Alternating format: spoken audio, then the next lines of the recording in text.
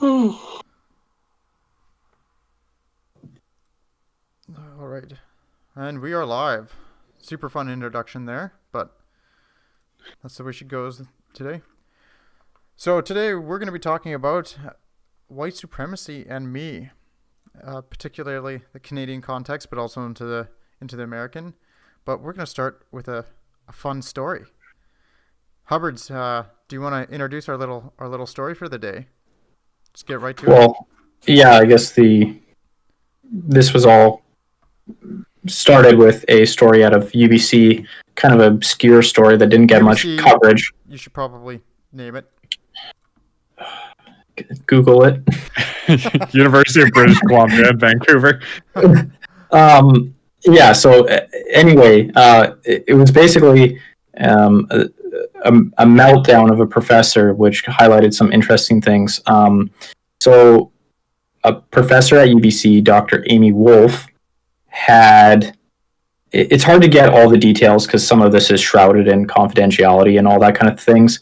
But anyway, it started with her claiming that she was being forced to shred reports, assessments of teacher-student candidates in the education program because that she had made the claim that these students were white supremacist in their evaluations, and that was the initial coverage. And the initial coverage was basically like, oh my God, UBC is forcing a indigenous teacher to destroy these reports because she's exposing white supremacy on campus. And then this trickle truth started to come out of what actually happened. And it seems basically she is a complete nut job, and 12 of her 36 students had essentially requested to be removed from her class into another section because she was a nut job. And as a response, she claimed that they're white supremacist in her reports of them. That was basically her response to them not wanting to deal with her insane nonsense, was they're white supremacist. And then so she made the claim that, oh, UBC is suppressing her, blah, blah, blah. Later, then on Twitter, she released their names. So in BC, there's, I think it is, FIPA. It's basically a law stating that you can't release the private information from something like this, and she violated that by posting all their names on Twitter. So then that basically flipped the narrative on her. People were upset with her. And then it further came out that she's probably not even Indigenous. It's not 100% clear, but most of the evidence seems to point that she's not actually Indigenous whatsoever. All her grandparents seem to be Eastern European, Polish, with no indication of an Indigenous ancestor anywhere in there. And apparently UBC doesn't vet whether or not people are genuinely Indigenous in terms of professors. And she also had some other fun things, like she's anti-vaxxer, and she was claiming that in BC there was going to be a priority given to remote community Indigenous peoples for vaccine. The argument being that they have difficulty accessing medical services being that remote, so they need to be vaccinated so they can't get COVID. She claimed this was a covert experimentation on Native peoples to basically kill them. She further claimed that negative exposure on social media was her being raped, and negative press was also akin to the missing and murdered Indigenous woman in northern BC. She was being disappeared just like them, which obviously people took as, very asinine to make that comparison between someone getting blowback for breaking the law and someone being murdered. But anyway, all that being said, it was, I think, an example of on-campus wokeism exploding as you'd expect it will over the next several years. Just, one of the many wingnut teachers that exist, and this one stepped over the line. But what was kind of interesting about the whole situation is she was able to get away with claiming these 12 students were white supremacists. So 1/3 of her class, she claimed, was white supremacist, and people were actually on her side at the beginning. And the funny thing is, when she did release the names, she had also thrown in claims of misogyny in there as well, just to add to that. But once the names were released, people realized that 11 of the 12 were women, I believe, and almost all of them were minorities. So it ended up being basically a white teacher claiming that minority students were white supremacists for disagreeing with her was what the ultimate situation was. And I think a lot of some of the reception around it in, say, the school, the university context of people who actually attend UBC was like, oh yeah, UBC in Canada are white supremacists, but this teacher is crazy. Like, she shouldn't put people's names on Twitter and stuff, because that's illegal. Yeah, illegal. Like that's over the line. Like, claiming white supremacy of like the whole school in Canada and everything else, that's reasonable. Yeah, fair enough. That's true.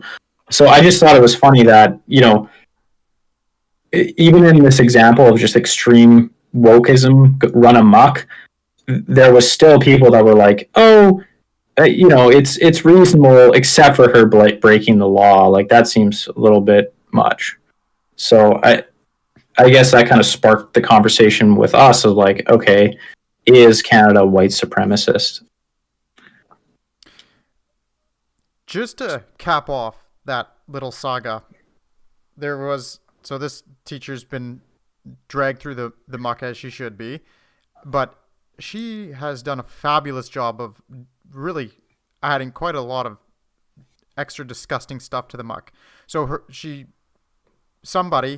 another doctor I think it was another guy from UBC, they went and looked into her Indigenous history to see, is this lady legit or not.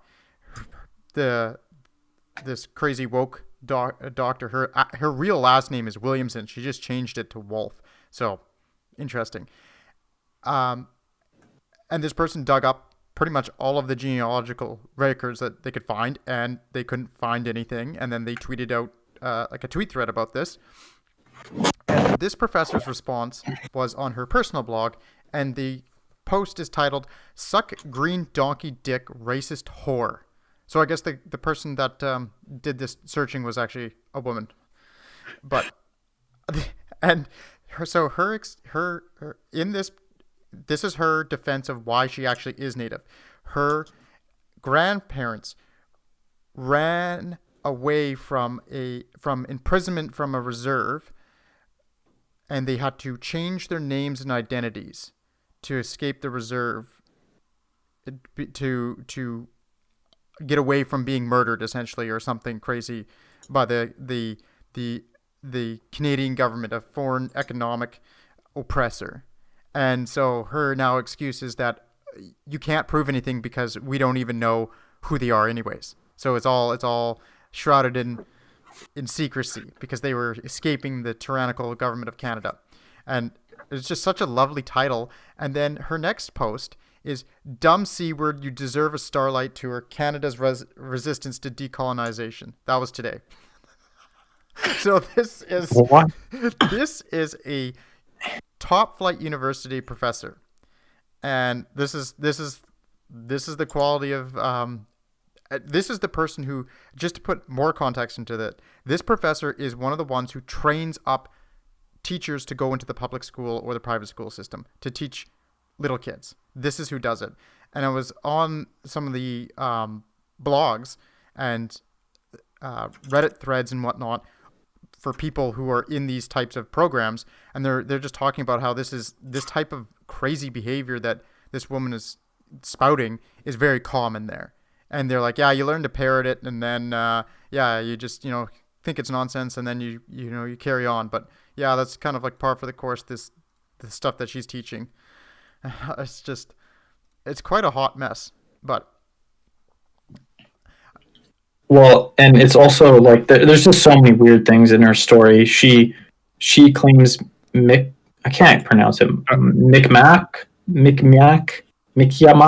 No, didn't she claim Cree, but she could only be Micmac? I thought that was the She claims her sister's Cree and she's Micmac. That's what she put in her Twitter bio. She's Micmac, but her sister's Cree or something. Like it, none of it makes a goddamn lick of sense. Like it's just It's all riddled with inconsistencies.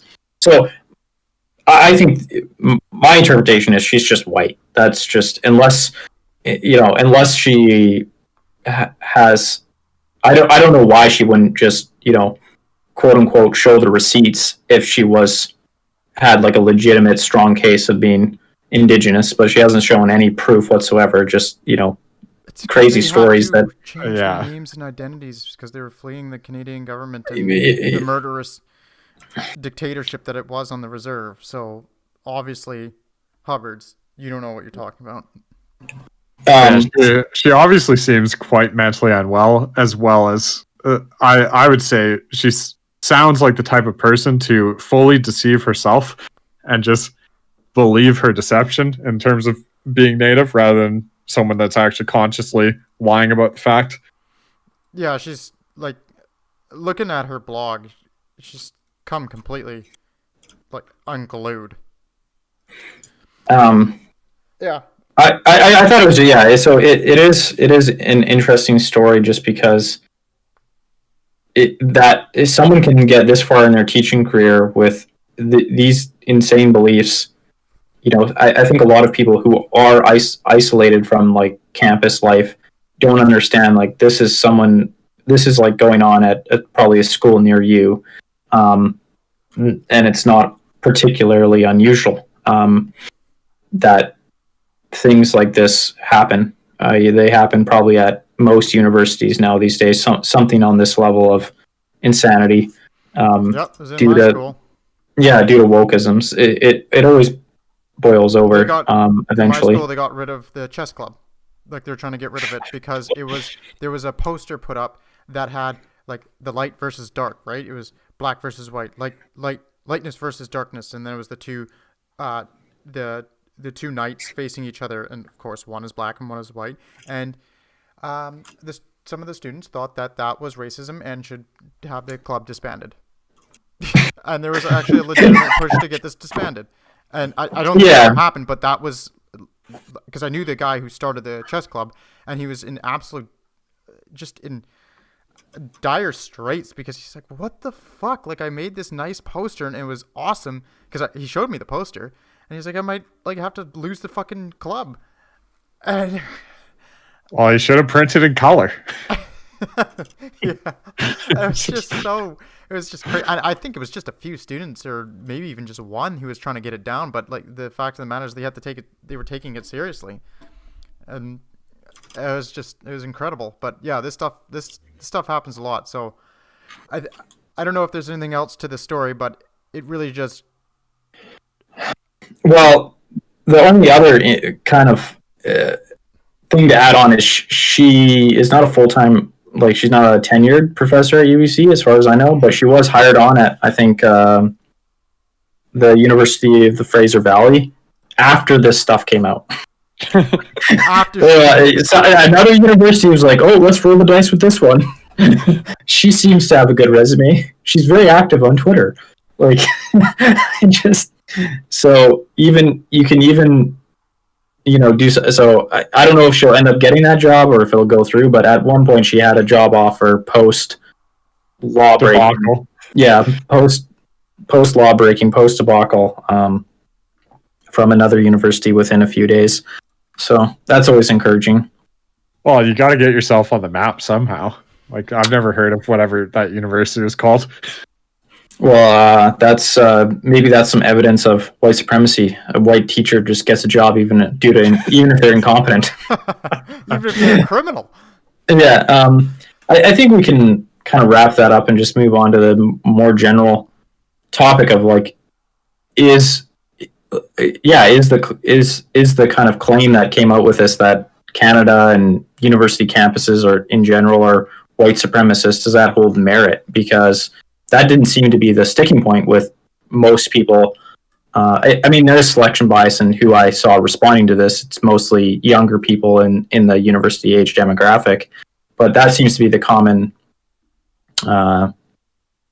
assessment on their part is like, oh yeah, like her claims of white supremacy are legitimate. It's just her actions past that are a little ridiculous.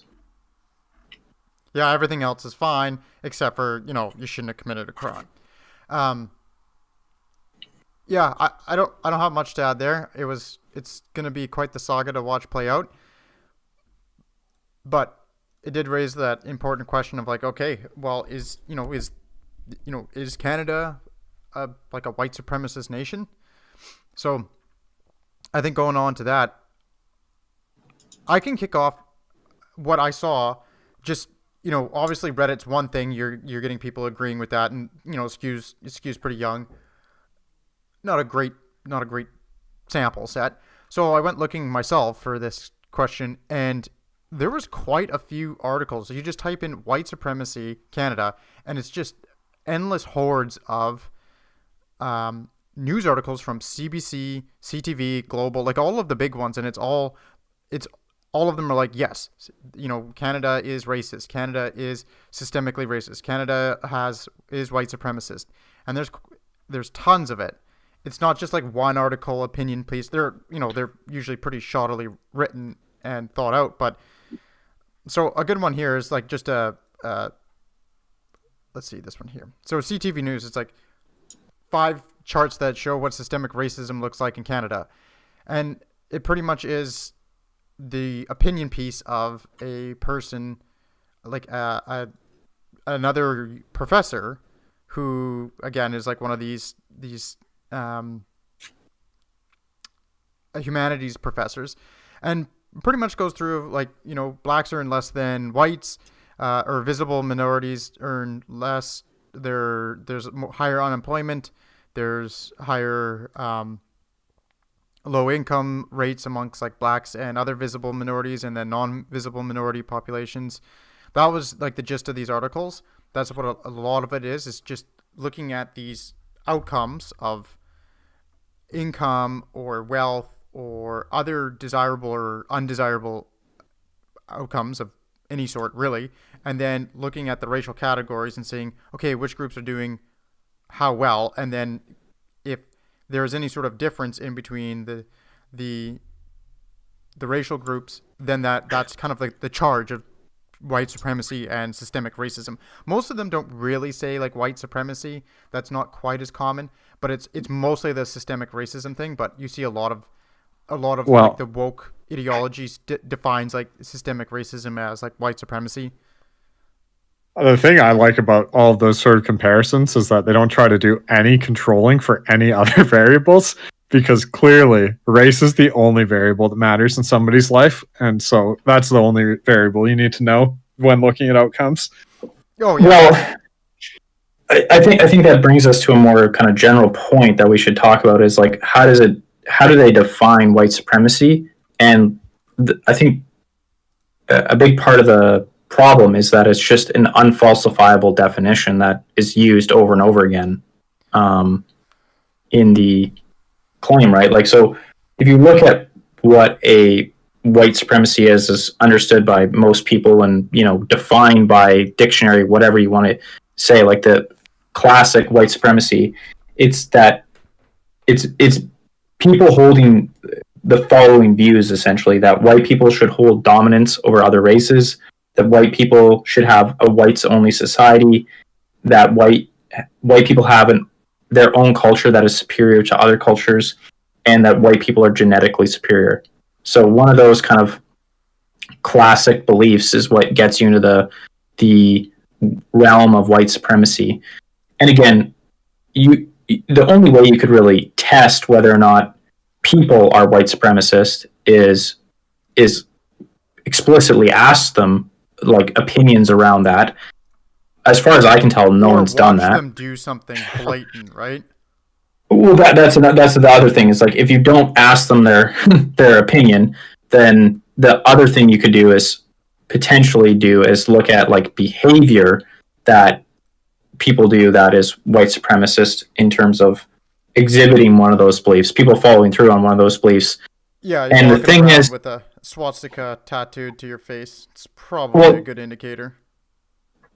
Well, or you could. I think the problem is though that then rather than putting it on the individual, it gets bundled into systemic racism. And so it's the institutions and the collective that is white supremacist. And again, but they don't use the classical definition because then that would be falsifiable, right? You could take a look at the collective and see what the collective does and the institutions and how they make decisions or treat people or whatnot. And you could see if they are exhibiting those classical behaviors. So they can't do that because if you look at the evidence, like take the one that whites should have a white-only society, right? If Canada was going to be white supremacist as a whole culture, I think the number one thing they would do is only let white people immigrate, right? Yeah. Like that would be common sense on that point. Is if you want to live in a white-only culture, you would not have minorities immigrate.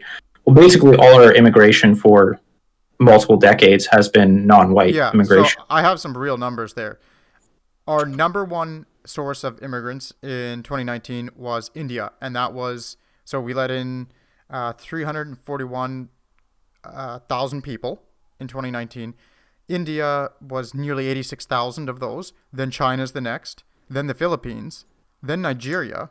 And then China is 30,000, and then it goes down to 27. So India is by far the largest. And so it's not Sweden. And they don't give exact numbers, but I did some back of the envelope calculations, and it's very likely that less than 10%, but probably less than 5% of immigrants to Canada per year are white. So it's a pretty big failure of a white supremacist nation to be letting in 90 to 95% non-whites if that is your goal. Yeah, and I think that, so if they can't make those, like if they can't claim that Canada is white supremacist in the classical definition, then how are they claiming it? Well, I found there was one article that does demonstrate that how they start to do it. They say myths about white supremacy, that it's intentional. So it's not, it can be, their claim is that it doesn't have to be intentional. If there's anything that is perceived as white supremacist or by people, then that counts. It doesn't have to, the intent doesn't have to be there. If it's perceived as white supremacist, it is. And another one that they claim is it doesn't have to be white people to be white supremacist. You can have, basically, you can be a minority who thrives in the white supremacist system by complying with it, and they call it white adjacency. I like the new term of multiracial white, which is the same meaning. Exactly. So you're a white person, even though you're not white. You're a white person by, it's like alt-right adjacent, by using the white values to get ahead, right? So so they just changed the definition to make it so that by their own definition, everything can point to white supremacy. And like Khan was saying before, the main one they do seem to go back to again and again and again is just kind of general outcome variables. They just take, the only explanatory variable being race, and then they pick an outcome variable that they see a difference in, and there's the proof. Like, that's the extent of the evidence that I've seen. Well, I think the only evidence I've ever seen. Because every time you try to trace back to actual behaviors, you have to label somebody personally a racist, right? And that is a very big deal. Like because you actually have to point directly to a human being and say, you're a real racist and I have proof of it. And people throw that label out all the time, like you're just a racist. But when you're actually trying to do it in a way to prove it, I think most people shy away from that. They really don't want to call somebody a white supremacist because that's a pretty serious charge, right? So they always just dial it back to, well, it's just the system. It's your subtle behavior that everybody does. So, everybody's guilty. And then you don't actually have to single a person out that then you have to actually you have to do a lot of work in that, and you also have to do like that's a pretty rough thing to do from a personal perspective. Well, when you're saying that they're talking about just supporting the system being white supremacy, the logical conclusion I've seen some of them reach is that whiteness isn't even race. It is, in fact, an ideology, and it is the current ideology. So if you like the Western world, you're just fundamentally a white supremacist because the Western world is whiteness, and the system which defines the Western world as whiteness. Yeah, I see that argument comes up all the time with capitalism, Well, right? To love capitalism or to agree with capitalism is to be a white supremacist because it's a part of that system. And Because they just meld all these ideas into the word whiteness for some reason, so then they can label things as white supremacists. Say, "Oh, I'm not talking about race. I'm talking about you're supporting the system." You know? Well, that actually, a lot of that comes out of critical race theory itself, which has two core tenets in critical race theory. The first being the neutrality principle, and this is a Coleman Hughes explanation, but he said it's like, to explain it, the best way to think about it is accents. So a child, has, learns their language in their particular household, speaking in a particular manner, and everyone else they hear speak who sounds a bit different, they label as having an accent. And then when they grow up, they realize, oh, I also have an accent because, everyone has an accent. It's impossible to be neutral in the way you speak your language. Everyone has a particular different way of speaking, and I'm going to be perceived by others as having an accent. And this was like the big revolution in CRT where, all value systems are like that. And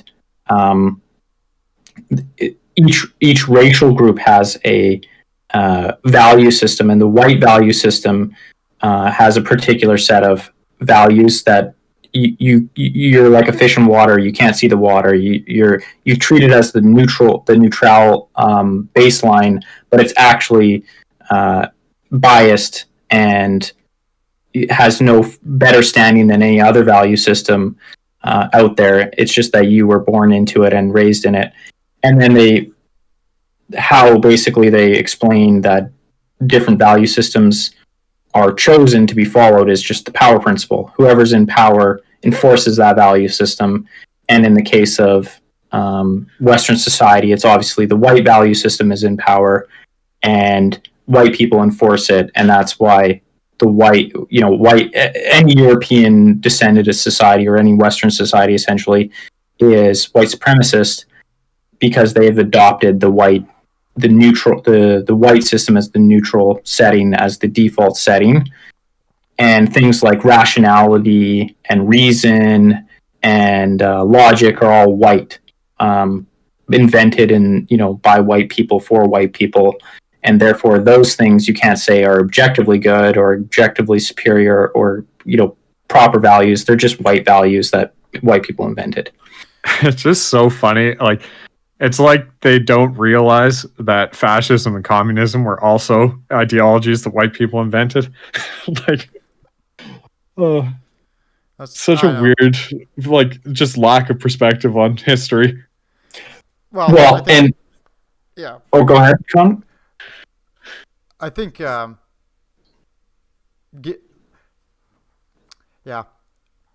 I think that it's ignorance is the main thing that bores all of this out, right?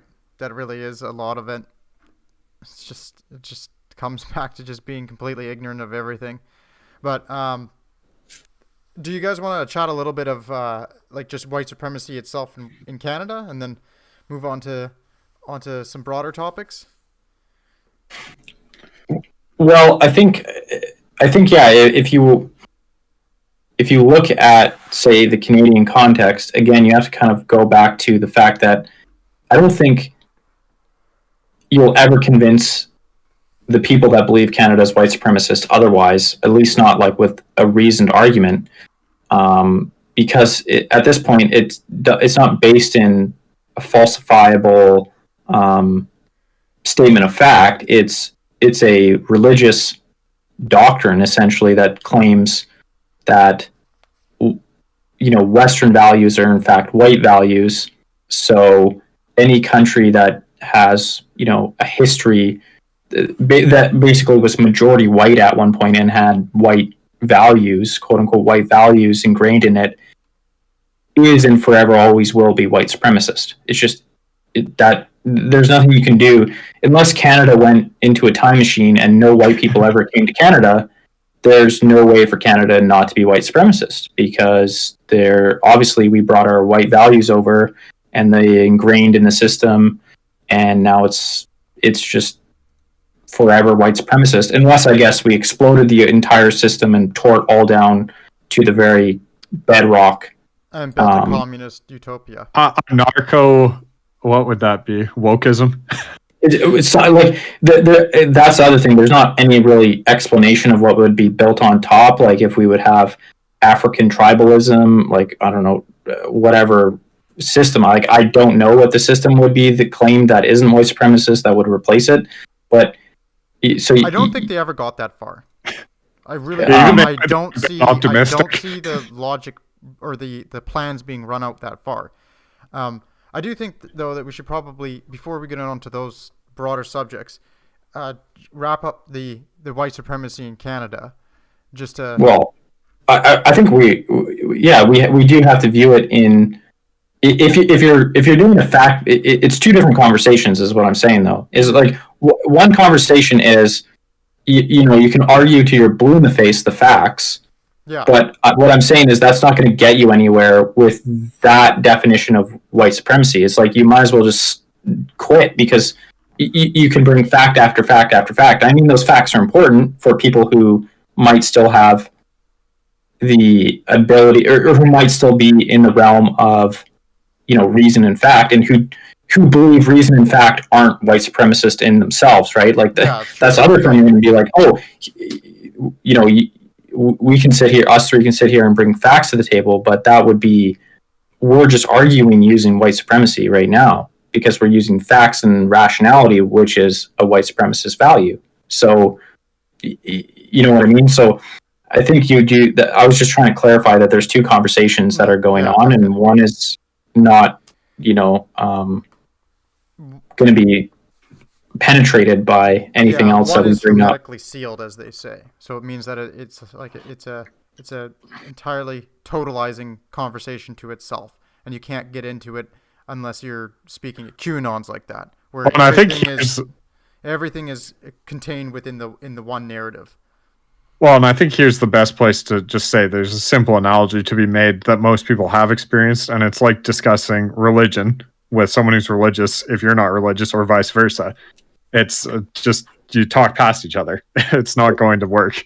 Yeah, and it's also, and that's also because it's taken on faith, right? Like a lot of these tenets, such as like the tenet that Canada is white supremacist, in that using that definition, it's faith based, right? Like there's nothing you can do to shake the confidence that it is white supremacist. It's just it's either you believe it or you don't, and if you don't believe it, you're a heretic, and if you do, then you're going to heaven.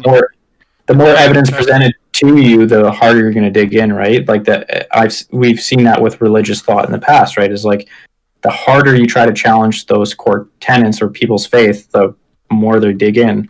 But I think we should get into some of we already mentioned like immigration as one fact, but I think it is just good to go over a few of the other potential crumbs of evidence that would illustrate whether or not Canada is deeply white supremacist at the institutional level, say. Like I pointed out before, all the evidence that I see put forth, there's two main forms of evidence that I see put forth by those claiming that Canada is white supremacist. One are the disparities in crime, arrest rates, income, these types of things. So undesirable, desirable outcomes. And the other one is past, so the history of Canada. So anytime that there's something that happened 300 years ago or 200 years ago, that's taken as evidence that we turned away as Canada turned away the MS St. Louis and the Jewish refugees on board, who in the middle of in the kickoff of World War II, there was a ton of Jewish people on there. It was forced back to Europe, and a bunch of the Jews on that boat died in the Holocaust. So that's taken as like evidence of Canada's white supremacy. But what they do is they say, because it happened in the past, it's therefore still the same. That same attitude of, making sure that Jews get thrown back into Hitler's Europe, that same belief system is present right now. It's just different, and that comes out in the different outcomes. It's another way of like that. Those horrible attitudes are just parlayed into suppression economically and criminally. Sorry, go ahead. They're so subtle you might miss it. Exactly. That's what's commonly said, acclaimed, is they're so subtle you just might miss it. And you have to look closer. And the other evidence is, if you ever, and this is the evidence that they point out for you as a person to see your own white supremacy from being steeped in the system, is something like, if you say something that comes off as racist, or you have a minorly improper thought, that's proof that you have been kind of brainwashed into this, but you're going to be doing things all over your life that are kind of like this, that suppress other people, that keep them down. Well, and that includes you if you're, depending on any race, if you're a black person and you choose to not associate with, like a certain other group of people, or you tell people within your own community to pull themselves up, like Don Lemon did, pull yourself up by your, like pull up your pants, right? That was Don Lemon's famous or infamous quote in 2013. That was, I saw that as a example of his embedded white supremacy. Like, I remember seeing that comment. Well, I have a great quote from Professor Angela Bell. If you have to ask if you are racist, you are. And if you are not asking if you are racist, you are. Exactly. So it's yeah. That's how they get you. There's another good one. I don't have the exact quote, but Robin DiAngelo puts this forth in her book, White Fragility, and essentially, it is not a matter of did racism occur in a situation. It is a matter of how much, and that doesn't matter. And she even states out directly, it's like, if you are in a mixed marriage or anything like that, you still exhibit racism towards your partner. Like, you can't avoid it. Like, it doesn't matter if you have half black children. If you're white, you're gonna manifest racism towards them. That's towards your own kids. Yeah, exactly. Bastard. So that's the evidence, and that's the way I see it presented. So do you guys have some some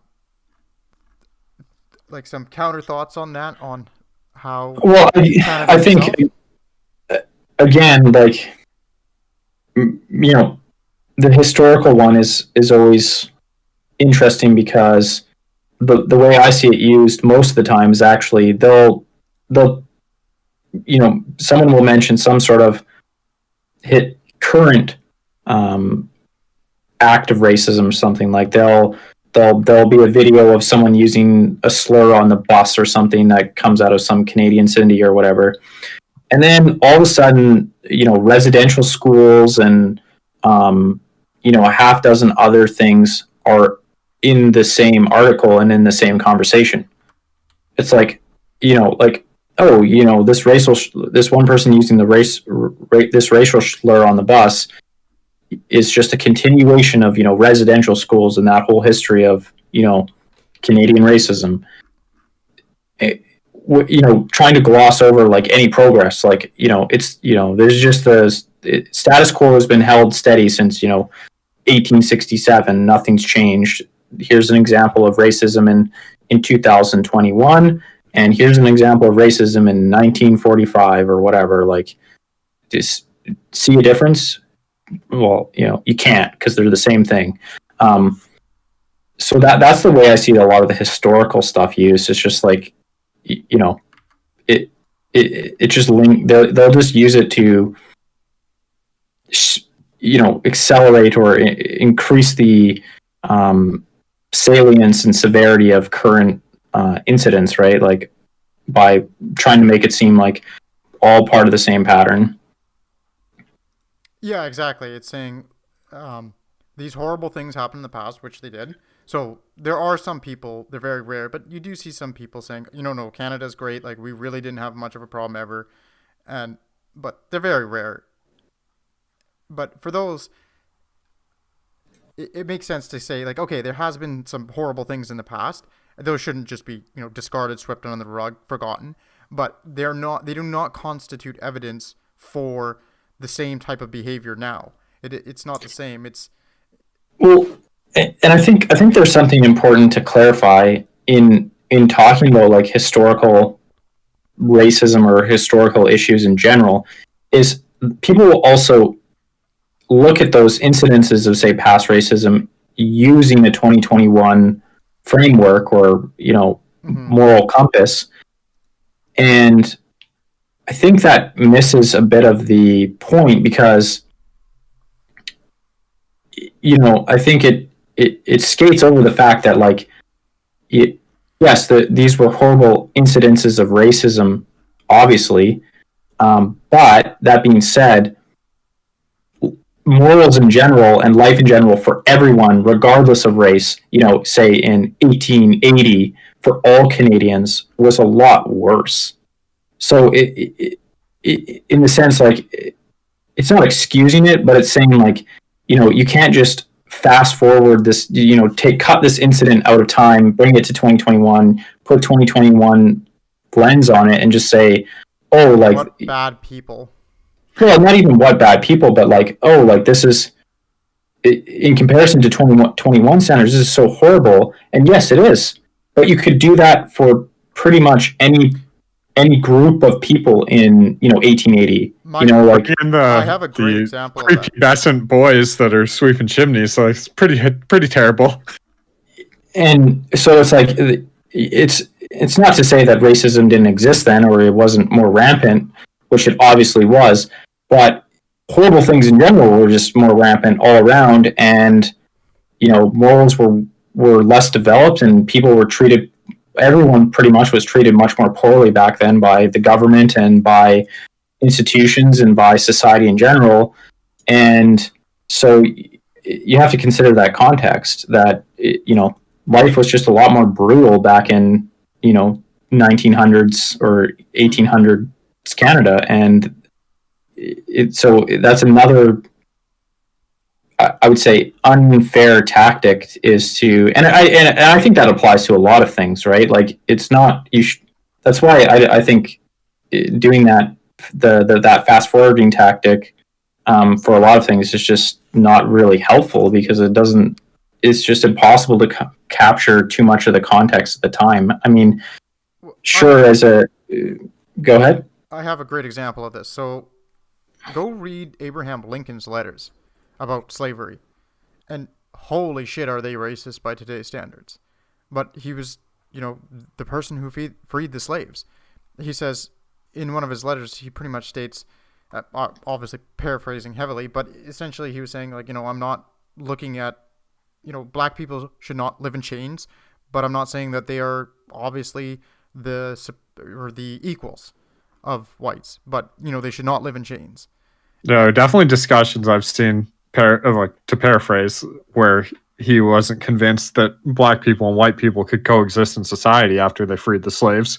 Yeah, even though he was against freeing the slaves, or even though he was for freeing the slaves, he didn't necessarily have non-racist beliefs. Yeah, like his like to read that as a 21st century person, it's a fucking rough. They're rough letters, some of them, but they're he's the man who freed the slaves. Like that's an enormous leap forward in American history, right? It could have been another 100 years of that institution. Well, we could easily still have slavery now if history went down a different path. I mean, we do in non-white countries. Yeah, like plenty of slaves right now. More slaves than throughout history due to population, but in the West, it's relatively eradicated. Yeah. So I think the historical argument is I don't think it does much good in the current context in terms of being helpful to anyone, really. I think yes, we should remember our history as not to repeat it, but using it as a trying to imply that it's all part of the same, chronology and, linked to the same series of events, like it's one big unimproved chain of action is just wrong, I think, which doesn't get brought up enough. Yeah, that is that is a tactic I've noticed a lot with these articles because, again, well, we can go through some other things, and I'll save my thoughts on this because I think The one thing I want to add to this is the craziest statements I've seen repeatedly are effectively claims that subtle racism should be taken more seriously than overt racism, because subtle racism actually is worse than overt racism. And it's just, I feel like overt racism, like somebody actually getting physically assaulted or killed over their race, it definitely should be taken the most seriously. That just seems like the weirdest thing to call into question. I would like to see the logic or lack thereof in that argument. Well, I mean, it's like the direct quote is, everyday racism is much more prevalent than extreme racism, since it reaches more people's lives and causes more lasting damage. Like, that's the... I think getting your head caved in, and it's like white, like true KKK skinhead decides that he's had enough of his daughter dating a black person is a lot more damaging than subtle racism. Like, obviously, I think they'd agree with that, but it's just like trying to justify why you should fight subtle racism and like trying to compare it to overt racism like that is just bizarre to me. It's such a weird, like, obviously both are bad, but like seeing someone overtly racist is like a terrible thing and should not be like, oh yeah, subtle racism is worse because it's more common. To be fair, it sounds like they're saying, it's a mathematical statement in essence, where, a million times passionate mathematical equivalency. Yeah, they're saying a million times one is worse than 10,000 times, or a million times one is worse than 10,000 times two, or whatever. You know what I mean? Like, one really bad incident is not as bad as a million somewhat bad incidents, which I don't know. I think that's kind of... it is like a utilitarian perspective, but I feel like it is in stark contrast to how they try to advance many of their positions, in that it's just completely devoid of appeal to emotions. Like, well, we just trying to go for the utilitarian perspective. You're trying to seek out logic in this and consistency, internal consistency, and that is not happening. So, do you anything else on terms of like this? Yeah, well, I think in the evidence I was talking about more is like the evidence that you'd expect to see. Like, if you were to treat Canada's white supremacist claim as a falsifiable statement, like, what else? We already talked about immigration, which is seems very strange that a white supremacist society decides to bring in almost purely non-white people. But you could also look at other lines of evidence. Like, one would be, if Canada was white supremacist, you'd think like white people in general would be at the tippy top of the power structure without much exception, right? Like, if you're setting up a white supremacist society with preference for white, you'd think that would be the case. And Canada's terrible at basically tracking race-based data on pretty much any variable you want. They break it into racialized and non-racialized categories, just two categories. And they generally also always put the disclaimer that racialized just means that society would treat you differently. It's a social construct. Like, racialized race is a social construct, and therefore being racialized is a social construct. And their definition is circular, and like, this is actual Stats Canada, in the sense like you would be treated differently because of it. It's like it is so. But I think by and large they do accurately measure people of minority status versus non-minority status, Caucasians essentially. but it's not a very granular approach. And if you just look at racialized versus non-racialized, you can see that there is a difference in outcome, right? There is non-racialized people make more money, have lower unemployment. A lot of the things that they claim in the outcome, right? They less prison time. So you'd think, okay, there's evidence in favor of the Canada's white supremacist.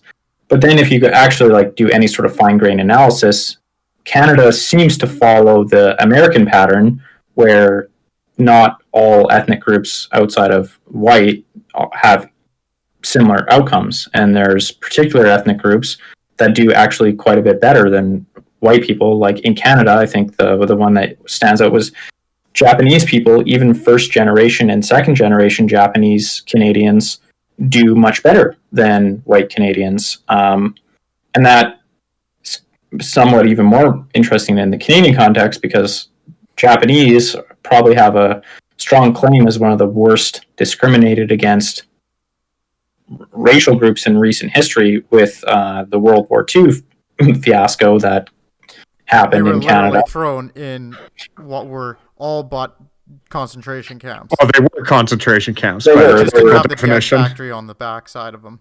Well, they weren't murderous ones, but they were internment camps, concentration internment camps for the duration of the war. And in addition to that, which was horrible enough, they confiscated essentially all Japanese heritage people's property and sold it to the crown. Well, to fund the concentration camps that they were kept in. It to the crown is a better term. So Japanese people definitely have a history of pretty terrible treatment, and yet they outperform white Canadians substantially at pretty much every first, second, third generation levels. Yeah, I went looking for this data as well, and like you said, there's really not a lot of breakouts in terms of actual race by race. But one of the other ones I found was Chinese Canadians. They also outperform in terms of earning quite a bit. But even if you look into like the differences between non-whites and whites in Canada, or racialized and non-racialized, which I don't even understand what that term means, but if you look at it, there actually isn't a huge difference in many areas. It's not in like orders of magnitude. So something earned income from investments, it's 31% of non-racialized Canadians receive money through these types of investments. So this is essentially accruing wealth through your investments in the stock market or in bonds or whatever. And there was 31% of non-racialized Canadians receive money from them, and it was 25% of racialized. It's not a massive amount of difference. 6%. Yes, it's it's not completely insignificant, but it's not like you're talking 65% of non-racialized Canadians and 2% of racialized. Like, it's not these massive gap. And their earning difference between the two was 7,700 or 7,800 versus 11,400 between the two. So again, it's like these aren't like such massive differences that really make. Well, I don't even think that's. Yeah, I mean that's true to a certain extent. Although those are percent-wise, those are still meaningful differences, it seems. But I think the more important issue is that you can take a look at. Yeah, in the Canadian context, it is difficult to find data, but it does seem to follow the U.S. information, and the U.S. is much better disaggregated in that term. And they're finding, like in the U.S., income for, say, Asian Americans has just been much higher than white Americans for decades, and that's true in the Canadian context as well. And a lot of the differences, it seems, for the other groups do disappear with time spent since immigration to Canada, basically, which makes a ton of sense. It takes time to get on your feet economically. Canada has a ton of recent immigrants in the country. It takes time to build your wealth and build your career in a new country. It's not surprising that your earnings are lower than people who are established in the country and over the years catch up substantially. it makes a lot of sense. So it seems weird that a white supremacist society would set itself up such that several racial groups outperform whites, and most racial groups are on par and essentially catch up as they spend more time in the country. That's just not congruent with what you'd expect in, at least in, I would find it a very hard argument to make that that's what you'd expect to find. You'd expect to find white people dominate all other races by at least a fairly substantial margin if all the institutions are tilted in their favor. Exactly. And the funniest one that I see is like when you look up by religion and by ethnic group as well, you don't find these stats for Canada, but in the States, the number one group is the Jewish community. They're by far the most successful in the States. And that is by far the least favorite group of white supremacists. They tend to try to get rid of those people very quickly if they ever get their way. And so to me, it's again one of those things where you have to do quite a lot of mental gymnastics to look at that and think, okay, well, the group that's the favorite target of white supremacists, they're doing the best, but in a white supremacist system. So again, there's a lot of mental backflips going on to get to that spot. Well, and I think the one thing to put there is like in the traditional kind of framing of white supremacy, right? You could see you could imagine a society has a substantial segment of the population that is white supremacist and still has the outcomes we're describing, right? If there's a small or a small but meaningful percentage of the population that's white supremacist, but they don't have any influence on policy or institutions or hiring process in general, that kind of thing, they wouldn't impact outcomes for non-white groups because they wouldn't have the power to. It's only in the framing that the kind of the critical race theory uses where these outcomes just don't make any sense, because it's like the framing there is like all the society itself and all the institutions have this deeply ingrained systemic racism and white supremacy. So how do you get? Of course, you'd expect, if that's true, it has to affect outcomes. And they point to the white groups over everybody else, right? Like it will always be that way if it's the whole system, right? Exactly, and they say it is that way because look at all these selectively cherry-picked outcomes that support this position, right? Like, black income in the U.S. is lower than white income. And then they just ignore all it's confirmation bias in action, right? Like they ignore all the data points that would falsify their claims, right? So it's very strange that, Asian Americans' wealth is much higher or Jewish Americans' income is much higher. Like, how does that fit the picture? Well, just ignore it because... A good one is black immigrants from West Indies or Nigeria. They seem to do better than all other, than the other African groups in the States. And they also are on par with whites, sometimes even a little bit more in terms of earning power, which is like, that's a really strange thing. And that includes their children too. So these are kids who grew up without accents, like without like Nigerian accents or Caribbean accents. So it's very strange. So they're going like you're not going to be able to tell them apart from what would just be a African American, 10th generation. Like you couldn't tell them apart. And yet they're still doing much better. Like I think it's up to 30% of all affirmative action slots in the States are taken up by the kids or the actual immigrants themselves of West Indian Nigerians, and they're 10% of the black population in the States. Yet they make up like this massively. They're 7 times more represented, and so it's a very again, like it's a lot of mental backflips going on to be able to look at that and think anything but like, okay, there's a massive incongruency with what I was thinking and these outcomes. Like you have to just completely take a huge chunk of data and just scrape it off into the garbage and ignore it, like shove it underneath the rug or something. Well, and the other just confusing thing to me is like affirmative action itself is just strange to explain from a white supremacist standpoint. Like, why in God's name would a white supremacist society have affirmative action? And in Canada, we have essentially that. We have, especially at the, in hiring, we have equity and diversity hiring, and it gives preference to racial minorities, women, LGBTQ, just outright without any qualms. It's explicit preference for hiring those groups. And that's been around for a while. And so you have to get really subtle with it.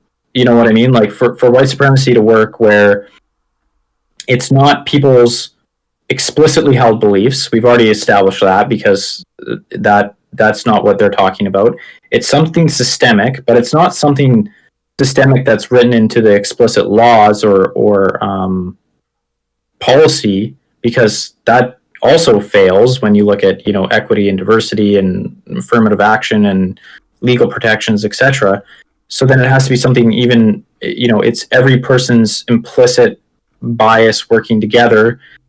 But and again, that becomes even harder to square when you see that it's, again, like you were mentioning, it's only, say, in the U.S., African Americans that are native to America, not recent first, second, third generation from Nigeria or the Caribbean, and not Asians and not Jews and not apparently people are able to separate their implicit bias against the last name Winkelstein, but not their implicit bias against African Americans or something. Like I don't understand the mechanism there that you could use to have the claimed outcomes if it's this sort of implicit, subtle, systemic thing that is, I don't know a plausible mechanism that explains any of that. I think that's a fair summation. Price, you don't have the mechanism? Well, I mean, like, other than the shadowy cabal that controls the world, like, if you don't know about that, then well, how can I explain it to you? Well, it's kind of like the racism of the gaps type thing, like the systemic racism. It's like, okay, we figured out it wasn't that. Okay, well, then it's this next thing that it's hiding there. You don't see it. You can't touch it. You can't test for it, but it's there, and you just know it. And I'm always incredibly suspicious of unfalsifiable claims that don't have any empirical testing not like capable to be done against them, because what's the point? And what's the remedy? One of those we can touch on after. Well, and I'm curious to what, this is another thing. If it is this like subtle, implicit thing that is also super selective against only particular minorities, it's white supremacy excluding these particular groups, but including these groups. What was the prices? What was your term? Multiracial. Yeah, multiracial whiteness. Exactly. Doesn't matter who you are. You can be white. How do you fix that? Like, how do you fix being white? Well, how do you fix something that is so, hard to grasp and hard to touch and difficult to suss out of the system that nobody really knows how to even describe it? Like it's kind of like this, dark matter that. Well, see, you don't fix it. You just problematize it. So you never get to the point of a solution to your problems, but you want to create as many problems as you can come up with. Yeah. So I do want to touch on something like in Canada where, you could say that there might be some proof of systemic racism, because gotta give the devil his due. I was looking up, so one of the big things is crime and the justice system in terms of systemic racism and white supremacy. So it's pretty well known in the States that there's a very large disparity between blacks and whites in terms of their imprisonment. And in Canada, the same is true. There seems to be a difference between blacks and whites and other racial groups in their representation in the corrective system. But that is actually, again, it's pretty hard to get data for this. But what I could find, there's some interesting stuff. So one of the interesting things was you actually see the same problem that crops up with the race issue where people, or with the income issue, where they just ignore other groups. So there's a lot of claims that the Canadian system and American system, but in particular the Canadian system, is in this context systemically white supremacist. And that's because blacks and Aboriginals are much more overrepresented. So it's something like Aboriginals are 4.87 times more likely to be in a correctional system. Blacks are 3.36 over base rate.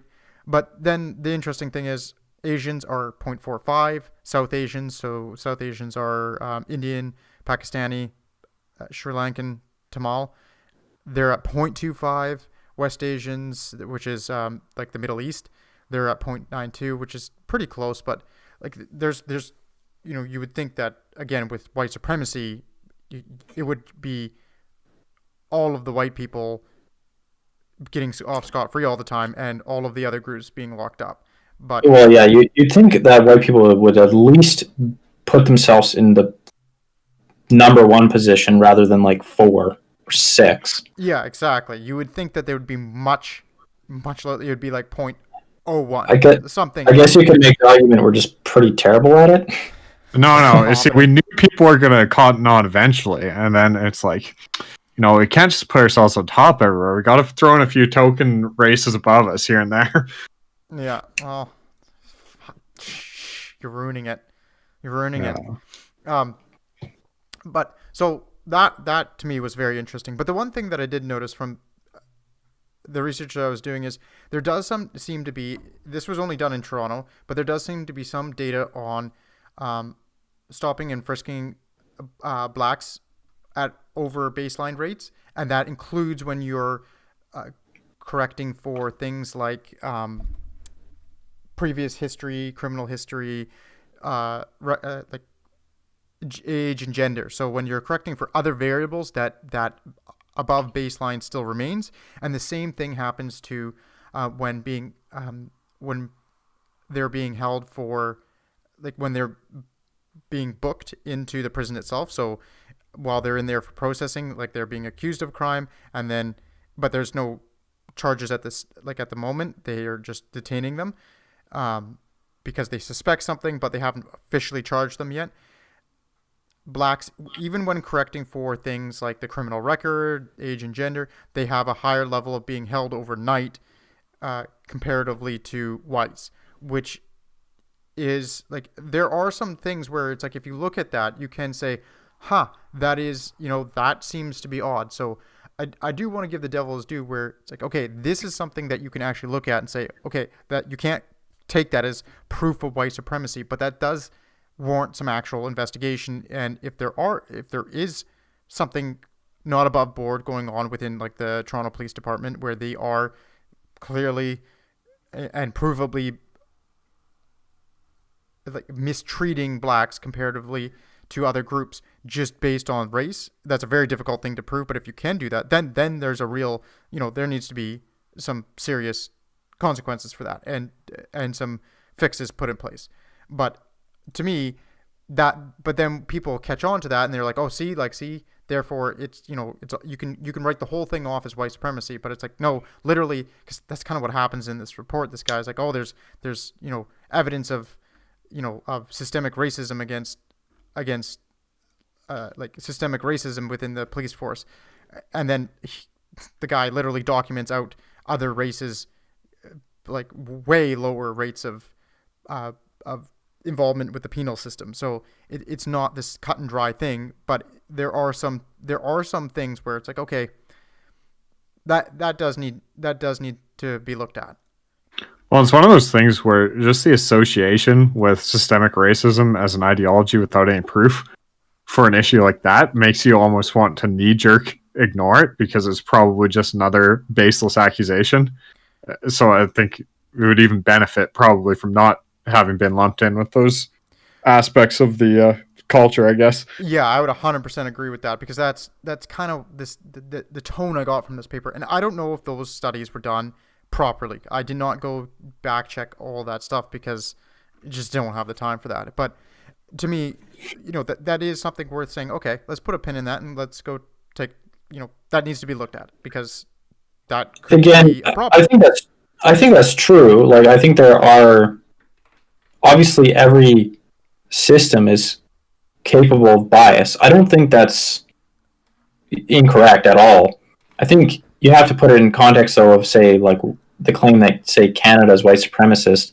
I think, it would be a pretty big stretch to demonstrate, say, racial stereotyping in the one police department as evidence for that, or even like strong evidence. Like it, and it just, to me, that seems like something that kind of comes into the realm of profiling, say, at the airport, where it's more complicated than just, oh, if police are stopping black people at a higher rate than white people or other, that it's automatically a bad thing, or, well, automatically racist. Like it just seems crazy that you have to tell police to not use their Bayesian priors. Like, it's just like, you can't what I mean? stop Like, that. And it's just, well, to say that them doing that is clear example of like systemic racism, I just don't think it's true. Like, I think you can make a reasonable argument for trying to put into policies into place to prevent police from using their Bayesian priors. Like, to say, like, the benefit of you guys being more accurate with your, say, stop and frisk is not worth the cost of singling out one group over another. I think that's a reasonable argument, but it's not necessarily an indictment of, white supremacy or, systemic racism that they use it in the first place, even if it's not especially if it's not a, explicit policy of the say the Toronto Police Department. If they're just letting Toronto Police Department, quote unquote, police with discretion, and that discretion is leading to a biased outcome, I think that's hardly evidence that there's systemic racism. It just means that there's some group dynamics and group problems that are not easy to sort out, and it's a conversation that needs to be had rather than definite evidence of one thing or another. Just got a ticker on every 100th person you see, stop and frisk. Like, all those old ladies are going to get caught finally. Well, I think that's actually another conversation, because one of the things that cops do, I think, a lot, and this is, nobody actually really seems to care about this, is they focus on men. Shockingly, cops seem to disproportionately stop men, question men, search men, stuff like that. Why? Because men commit all the crimes, especially. And there's another thing they also do, is they also seem to discriminate based on age group. They're less likely to stop and frisk an 80-year-old man than a 24-year-old. So there are other situations where they also do use Bayesian priors to make decisions, and you can also make the same argument. Should they be stopping, say, young men in motor vehicles more often to check for, drunk driving and other infractions, even if it's, based only on prior evidence that they've gathered that group is super high risk compared to, say, women and older age groups. Like, it's not such a simple conversation, because it's not only just, say, race that it comes into. It's a lot more than that. And people are, it seems, comfortable with certain types of discrimination, like gender, when it comes to policing, and not comfortable with obvious. And I think people, they just, it's one of those things where I think even the most like equity orientated person around, they're gonna be like, yeah, it's, you know, who does all the rape? Well, it's fucking men, right? Like, you know, like it's not the little old lady. I think you mean it's only men that get reported for it. Like, what guy's reporting being raped? Just got to think of the society and their biases here. Well, to be fair, actually, men get raped as much as women. It's just men do all the raping. Yeah, it's just other men. Exactly. men raping men and men raping women, to be quite honest. But it's always men doing the raping, pretty much, like 95% of the time. Like that's what it comes out to. But I think that also conversation has come up in the American context with sentencing. People were very disappointed, you know, obviously disappointed with some of the stats coming out on race-based sentencing, showing statistically significant longer sentences for what appeared to be similar crimes for whites and blacks. And I think that is a concern for sure. Like, that's something that there's another case of a legitimate thing to look into and say, why for the same crime are different races getting different punishments? That being said, some, you know, mostly say men's rights activist types noticed that those differences were blown out of the water by gender-based sentencing differences. Like, it would be something like 10% difference between whites and blacks for the same crime, for this particular crime, and then the gender difference would be like 140% or 80% or whatever, depending on the crime. And people are like, who gives a shit, right? Like, you know, guys probably deserve to go to jail longer. They're, you know, they're men, whatever. There was pretty much no outrage and not much of a incentive to investigate it. So those things are definitely tricky because I do think they do warrant further investigation, but a lot of the time they end up being not as clear cut as it would seem on the surface. And that's exactly my point there. It's like, that is something that you need to look into, but you don't want to jump to the conclusion that this is obviously proof of white supremacy, because you might, if you're jumping to a conclusion, that's just like the bad way of doing any sort of investigation. It's not going to lead to a good place. You're going to make a mistake, and the whole point is to try to figure out what's going on. Well, and I think outcome based, like, I think when you're comparing groups in a society, just doing outcome based analysis is just so worthless a lot of the time, for the exact reason of it doesn't consider the input at all, right? And, you know, you could imagine, you know, say the U.S. right now having perfectly equal outcomes for everything. For just take a simple example like educational attainment. What if it was in the case right now that the U.S. had perfectly equal outcomes for all education attainment, and people were just happy with that and didn't investigate any further? Well, we know, based on current educational attainment, that probably means that Asian Americans are getting hammered in terms of discrimination if they're having the same outcomes as whites. So just because the equal outcome is observed doesn't mean that the process is fair whatsoever. And that's already been, in a slightly modified form, part of the lawsuit that came out of Harvard with Asian Americans suing Harvard because of that, claiming discrimination. Yeah, and I think this sued Stanford too. Yeah, so I can't imagine an outcome out of, say, a lawsuit like that is going to indict white supremacy as the cause. Like, there's no argument that I don't see the outcome of that. What's being claimed is discrimination, and I don't see the cause in that case ever being able to be pinned on white supremacy or systemic racism by whites. It's going to be, well, except for by the admissions officers, who are probably mostly white, but the policy is probably going to, from what it seems, the explicit policy is to reduce the amount of Asians at the in benefit of other people of color. I find it really interesting so far that people haven't flipped on Asians in tech, because they're just so predominant comparatively to their representation or their population numbers. I think they make up something like, what was it, 30% of tech workers? At least 30% of Google. It's like that. I think that might have been specific to Google, yeah. I know specifically Google for sure.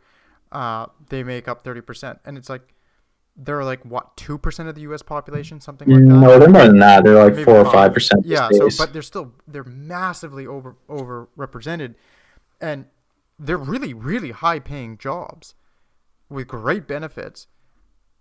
You know, like people are going to start figuring that out, and like that's going to cause some problems. If it happens, they'll actually people will flip on this racial group known as other.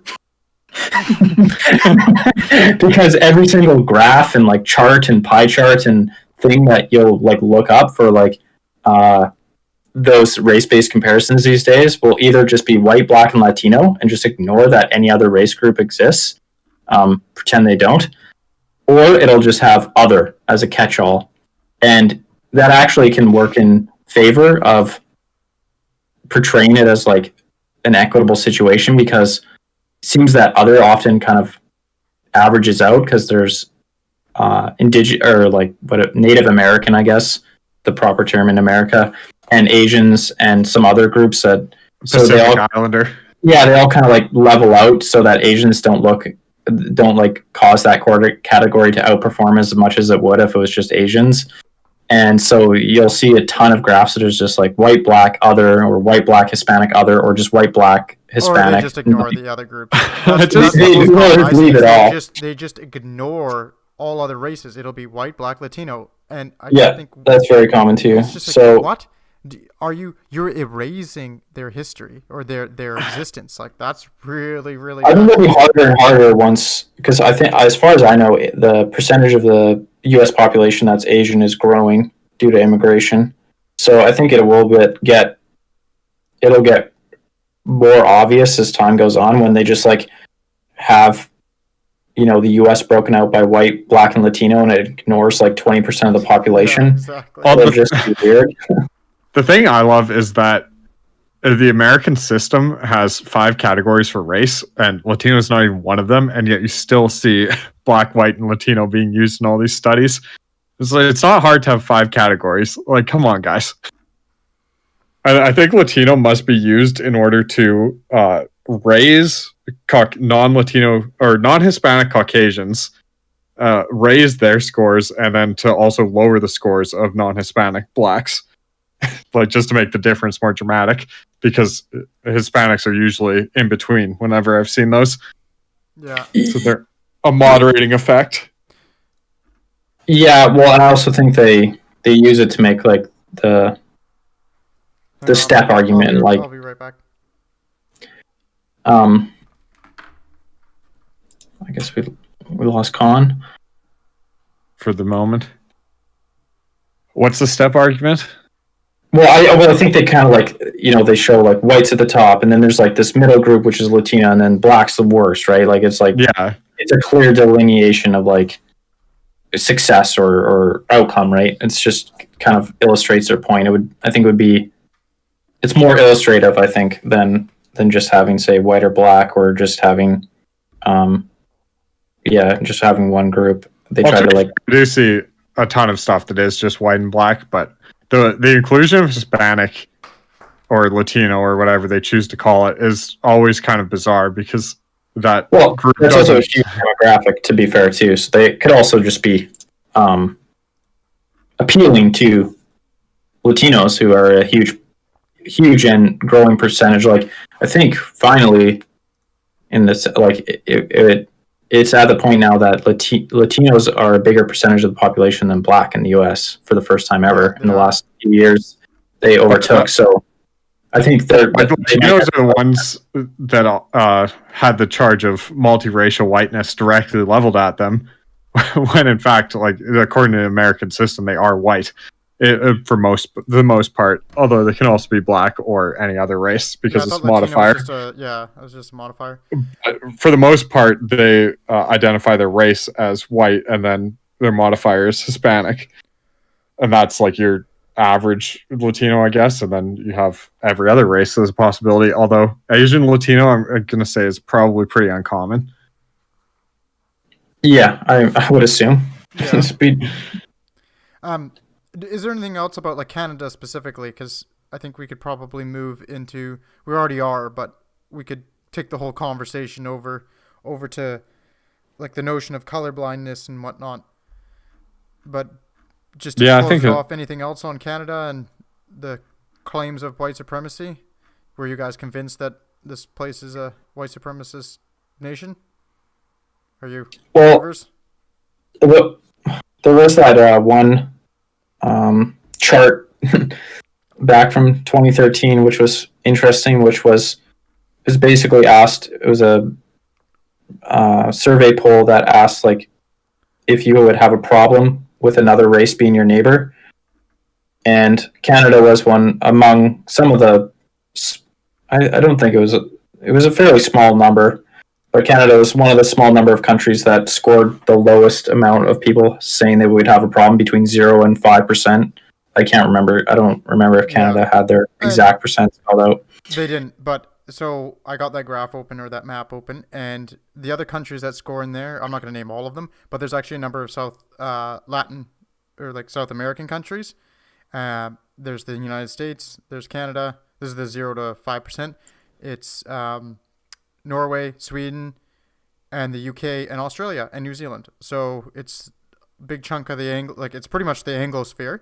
And then it's some of the Latin America, which is quite interesting. And then other countries, so China and Russia, score pretty poorly. They're at 15 to 20%. Say they would. So the actual question is, people of another race asked to pick from a group of people they would not want as neighbors. So they give you a big list of things to say, like, who would you not want as a neighbor? And it's going to be something like a noisy person, or a person of another race, or these types of things, right? And these are the amount of people who pick that, people of another race. So Canada and the States, very, very low. Australia, very low.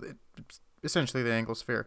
And then India's clocking in at 40% plus, so that's really interesting. There's something that I actually kind of wanted to mention, is like Canada's number one immigration source is from India, so there's a bunch of jokes in there, but I thought that was rather interesting that India's clocking in so high. I wouldn't have expected it, but then I realized they have a caste system. Well, you realize their caste system has been demonstrated recently to be fundamentally genetically based, and so they've been practicing racism in their own country for thousands of years. Actually, probably one of the best examples of systemic racism. Yeah. Just an entire system based on it. So I just dated an Indian girl, so I had to deal with that, and holy shit, it was a fucking nightmare. Like, it's brutal. Like, it really, like, they do not fuck around with that. And this is, like, Canadian born parents. One of the parents is born in the West. Like, it's hardcore. Like, you get caught with somebody not of your caste, like, you are finished. They'll kick you out of the family. I did think it was, it's interesting that, the claims of white supremacy leveled at, say, Canada, and people that make those claims don't seem to have a problem with a lot of the other countries in the world, or don't seem to point to somewhere else that would be better, or more multicultural, or more tolerant, or more preferable in their attitudes. So I guess it just seems like you're left with the notion, like, there's not much you can do to fix it, apparently, and there's no examples of, like, places doing it better in, like, practical terms that we can point to. So what's the the prescriptive answer if that's a claim, and there just doesn't seem anything constructive to come out of it. Mm-hmm. Yeah, I guess like you're talking a bit about the Anglosphere there, and the one opinion survey that I did find, the Anglosphere was pretty much a step above all other Western nations, and Anglosphere being America, Canada, Australia, New Zealand, Britain, was about a step above every other European population in terms of both thinking more diversity was a good thing and having less people that thought more diversity was a bad thing. So the Anglosphere essentially having the most positive view of diversity. Which the only place higher was South Korea, which, I mean, whether or not that's Western, I don't know. But it's first world, but I don't think it's Western. So I guess we are all supposed to copy South Korea, is the obvious takeaway. Yeah. Yeah, a lot of actually Europe didn't score too well on that comparatively. Well, interestingly, Sweden was close for how many people thought diversity was a good thing, but they blew the Anglosphere out of the water and how many people thought diversity was a bad thing. It was like 30% of Swedes thought it was a bad thing versus 20% of Canadians. I think they've had some experiences maybe recently that have that couldn't be it. Influenced their opinions. The rates of hand grenade related crimes have only gone up a few thousand%.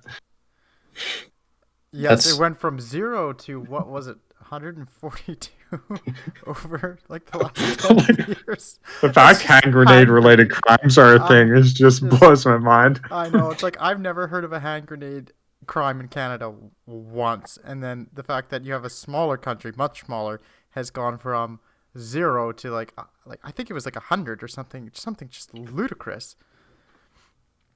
And it's like, that is not a welcome change. So like that's it for me. All of the thing that I felt, just to tie everything together, was it really seems like this is a religion, but I think it's people trying to come to grips with inequality, and they just can't, and they're just not, they don't want to think, or they don't want to put the effort into thinking beyond like a grade 8 level, because the second you have to start putting in multiple variables, it just becomes really difficult. And I think a lot of people just say systemic racism answer, therefore I can shut my brain off and go back to doing whatever I was doing. Like, I don't need to think about it anymore, because if you actually have to think about it any more than this, it's a lot of work. It's a lot of work, and it's a hard way of looking at it. And if it's a multivariate problem, it's almost nobody knows how to solve it. It's so difficult. And God forbid you live with uncertainty. Yeah, exactly. It's also living with uncertainty. That's the one option that's just not on the table. Mm-hmm. Either you solve some of the most complex problems facing humanity, or you take an overly simplified view that tells you all the answers that are all wrong. Well, exactly. Well, you see this with QAnon too, right? It's the same type of thing, I think, where it's... they're both filling a religious sort of void in people's lives. Well, Trump is coming 2024 for vengeance. Just gotta quit it. It's the start. It's the 4-year campaign is just starting. If the Republicans were ever going to do anything to just make the world a better place, they could have just gotten him off the table for 2024. Mitch McConnell already stated that he is not going to be a part of the Republican Party. So I think what they're essentially saying is we're going to kick him out. So that'll be interesting. We'll see what happens. They might brutally lose in 2024. Mitch McConnell, the savior of humanity. Everyone's predicted it. Also, just a guy you could trust when he gives you his word. Exactly. Just literally becomes Trump's biggest fan again. Yeah, exactly. I think we should just move on to the last kind of segment that we were going to look at, which was a more general approach or more general view of the how to view race relations, I guess. It seems like it's delineated out into two popular views these days on how to view race relations and race and racism, and that's at the heart of the reason why there's questions that seem nonsensical from one perspective, but already answered in the affirmative from another perspective. Yeah, it really has turned into a religion, and it's the way that you either see it in that way or you don't see it in that way. And if you don't see it in that way, like, I think it's severely set back race relations for, I don't know, like 30 years. I think it's going to be 30 years to get back to a point where we were in like 1995. Like, it's such a mess. I got the one quote from the article about multiracial whiteness. The woman who wrote it was interviewed by NPR afterwards to expand on a few things. And one of the quotes she had was that for voters who see the act of acknowledging one's racial identity as itself racist, the politics of multiracial whiteness reinforce their desired approach to colorblind individualism, which basically is saying that multiracial whiteness and colorblind individualism are one and the same thing. Colorblind individualism having a much more positive connotation, with the statements such as famous Martin Luther King, judge me not by the color of my skin, but the content of my character. I don't think many people realize that in a lot of cases they're disagreeing with that sort of colorblind individualism when they're going along with these modern race theories. A lot of them do, though. Like, a lot of them do kind of notice that, and they say, because there's a classic response every time, and it's like, there can't be colorblindness in a racist world. So to strive for, like, we can't be colorblind in a world like this because it's just not possible, because it's like systemically racist. So yes, I know that that's what Martin Luther King said, but it doesn't matter because Martin Luther King just didn't realize he didn't get it. Exactly. He didn't get it. And if you are ignorant enough to believe, this is actually a conversation I had with a person.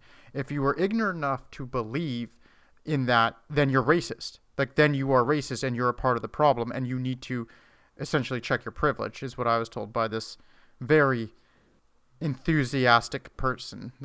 Well, and that's certainly what the opinion of this author is as well. But I hope maybe it's not the case. Maybe people do realize what ideologies they're supporting. But I think that it's more so the educated writers about this topic, and like the way they couch their words by turning colorblind individualism into multiracial whiteness, so that everyone can disagree with multiracial whiteness, because whiteness is bad. But when you say colorblind individualism, then people might like stop and think. And the quote I really like is, they want to be understood as simply Americans outside of those kinds of identity categories. And that's like what she's fighting against, is people who think like that. Well, I think, Martin Luther King started, well, it didn't start, he wasn't the only one, but he was a champion for colorblindness. And I'm not well versed with his discography, but people who are agree that most of his writing favors colorblindness. And yeah, his famous quote of content of character rather than race. But I think a lot of the people that this is what Coleman Hughes' term for the woke view on race is race consciousness, right? Where race is a very important part of your identity that you're looking to affirm with, at all times, essentially exclusively for people of color, though, not for white people. It's not for white people to affirm or identify with, but for people of color, race is a essential part of your character and identity, because people treat you based on your race. And I think they kind of strawman the colorblind position by saying, well, race is obviously noticeable, so you can't be colorblind. But Yeah, I it's don't think, impossible to be colorblind because you can still see it. It's like, well, yeah, and shit. Like, and I actually think, being colorblind. yeah, I think the more realistic and more, adult version of colorblind that's actually well thought out is like, of course, race is something that you can't help but see, and it's obviously going to play a part in how people treat you. It's impossible, right, in the current climate and the current situation, and pretty much at any point in history for race not to factor into certain interactions and certain outcomes and certain um, happenstances in your life. But the colorblind, I think, goal is that we should strive for a society that doesn't treat race as essential and a ever important part of your identity that you have to affirm, and people have you have to take into account, and everyone else has to take into account. Like, it's striving for a society that doesn't have to be race conscious, because race would be like hair color, where yes, you can see it, it's visible, it's you can't help but notice if someone has brown hair or black hair or blonde hair. It's impossible to not to figure it out. But nobody affirms their hair color identity on a daily basis. Nobody writes articles about it. You haven't met many gingers. Yeah, but really, they're truly the soulless people. Nobody cares. Yeah, so like that is the one group you can brutally discriminate against and do it on television all day long, and nobody gives a crap. It's actually glorified. I've seen quite a few TV shows where they bash gingers. It's quite hilarious. Yeah, and so, but all that ginger bashing aside, I think that's what that is like the colorblind ideal, and it's not saying that we're gonna overnight attain it, or that it's going to be easy, or that it's happening right now where everyone just walks around and doesn't notice race, blah blah blah. But that's not the point. The point is saying, in our public policy, should we strive for policy that doesn't factor into race, doesn't factor race into it, or should we strive for policy that is constantly aware of your race? And colorblind would say, no, we should try to find policies that are race irrelevant. They, it doesn't matter your skin color. You can get, the benefit of this policy for other reasons, right? Whereas the race conscious, the woke side of the equation would say, no, there's these historical acts of racism that were so prominent, so bad, that racism will be up with us forever, and therefore the only way to remedy it is for for eternity, we have to be conscious of race, conscious of the differential outcomes, conscious of the group conflict, and we have to enact public policy continually that ameliorates this history of racism, essentially. I don't know if you guys. I think that it makes a lot of sense for public policy as probably being a current battleground that you can see in the United States. I believe California, most recently that I've seen, attempted to repeal a law that said employers couldn't discriminate based on race. And a lot of people, when they use the term discriminate, use it in the negative sense. But illegally and by definition, it's not negative. It just means to treat differently based on race. That's discriminate by race. And they were attempting to overturn discrimination by race so that they could allow affirmative action into the government, if I understand correctly, government positions. And that bill didn't pass to amend that. So their government is not allowed to discriminate by race in their hiring practices. So they won that battle. Well, and lost that like 30 years ago. The interesting thing about the say race conscious versus colorblind attitude is it seems a majority of Americans support colorblindness. If you look at statements say, public policy prescriptions that are colorblind, such as I think you should disregard. I can't remember the exact phrasing of the question they asked, but it was basically like you should disregard race and hire the best candidate when doing job hiring. I think it was 77% of Americans agreed with that statement, and that included a majority from all races and a majority from both political parties. So the average American still believes in the colorblind ideal. It's really the only group that by and large doesn't agree with the colorblind ideal anymore is the kind of educated liberal elite class, that unfortunately seems to dominate our media and a lot of our institutions like universities, and they seem to be the ones that are out of step with the average American. I would say most average people, I think they would want to live in a place like if you were properly dealing with like the the Rawlsian veil of ignorance, where you don't know. You want to construct a society in which, if you were born into it, and you're not going to know your gender or your race, or many of your other immutable characteristics, that you would still have the most equal chance at attaining success in that society.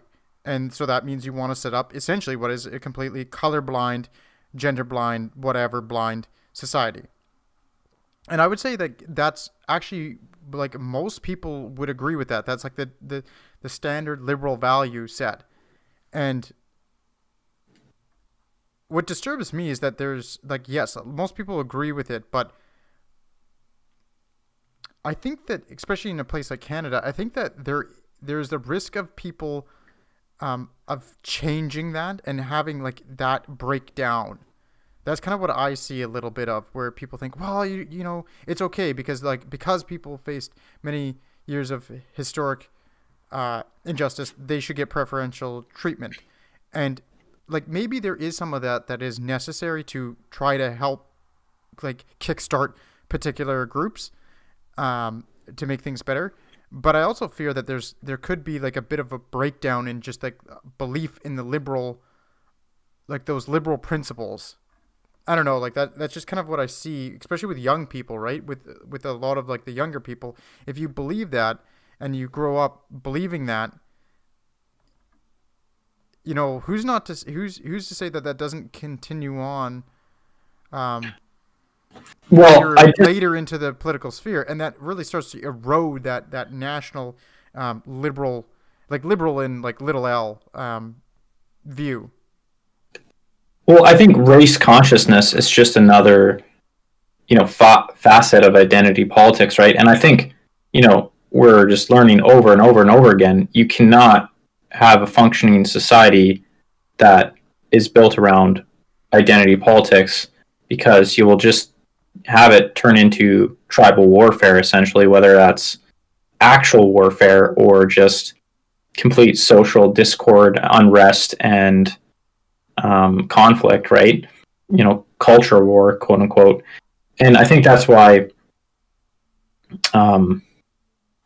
it's so unfortunate that the race conscious attitude has taken hold in some of our more prominent institutions, because I don't think anyone wants to live. I don't think once we if that view gets more and more popularity, I don't think anyone wants to live in the society that has those values internalized. Like, nobody, I personally don't want to have my race be a constant source of attention and energy and focus, and having to decide, and just having the public discourse be about which racial group is doing better than others, and why they are, and how we can change it, and whether or not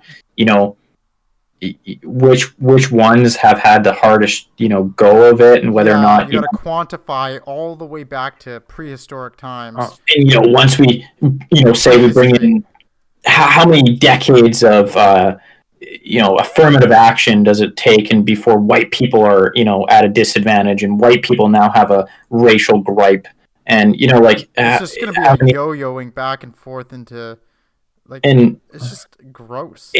Asians, are they a problem? Question mark. Like, it's just Are like, Jews a why? problem?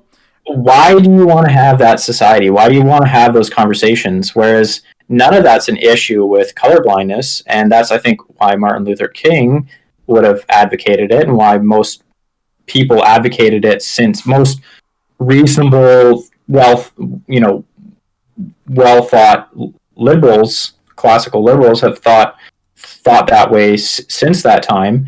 Because say you have a group that is doing disproportionately worse than the rest of the groups, well, then maybe you should just help people doing disproportionately worse in general, and by the very nature of the fact that that group is predominantly the ones doing worse, they'll get more help. But it won't be race based. It'll just, if we help, say, disadvantaged groups, and the majority of disadvantaged people happen to fall into one racial group or one whatever identity group, you can extend this past race, then they'll get disproportionate help, and that's fine. That's great. And when that happens, the last thing we want is race consciousness about who's getting the most help. Like, do you want, when these programs, if these programs get put into place, affirmative action, all that stuff, do you want every single,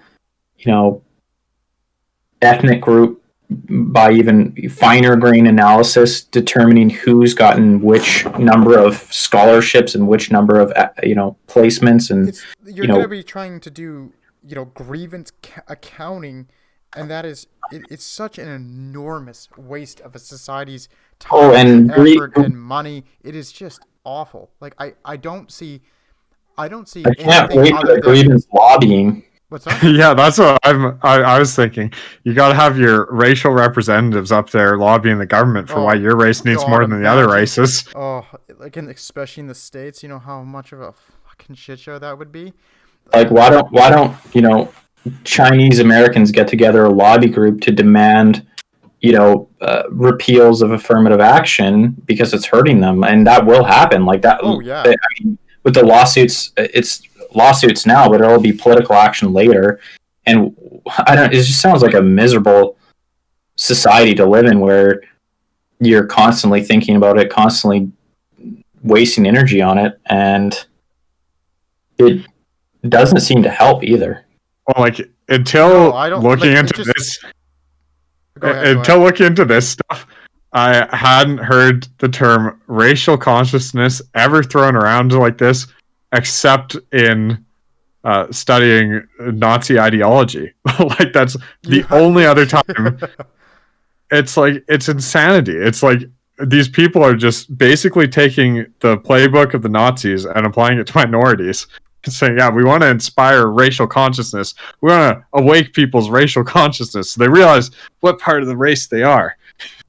And that's one of the funny things. Is it's like, you could literally replace a lot of these speeches and these ideals from the woke ideology with Hitler stuff, and you wouldn't. Somebody actually did that. That was Helen. That was the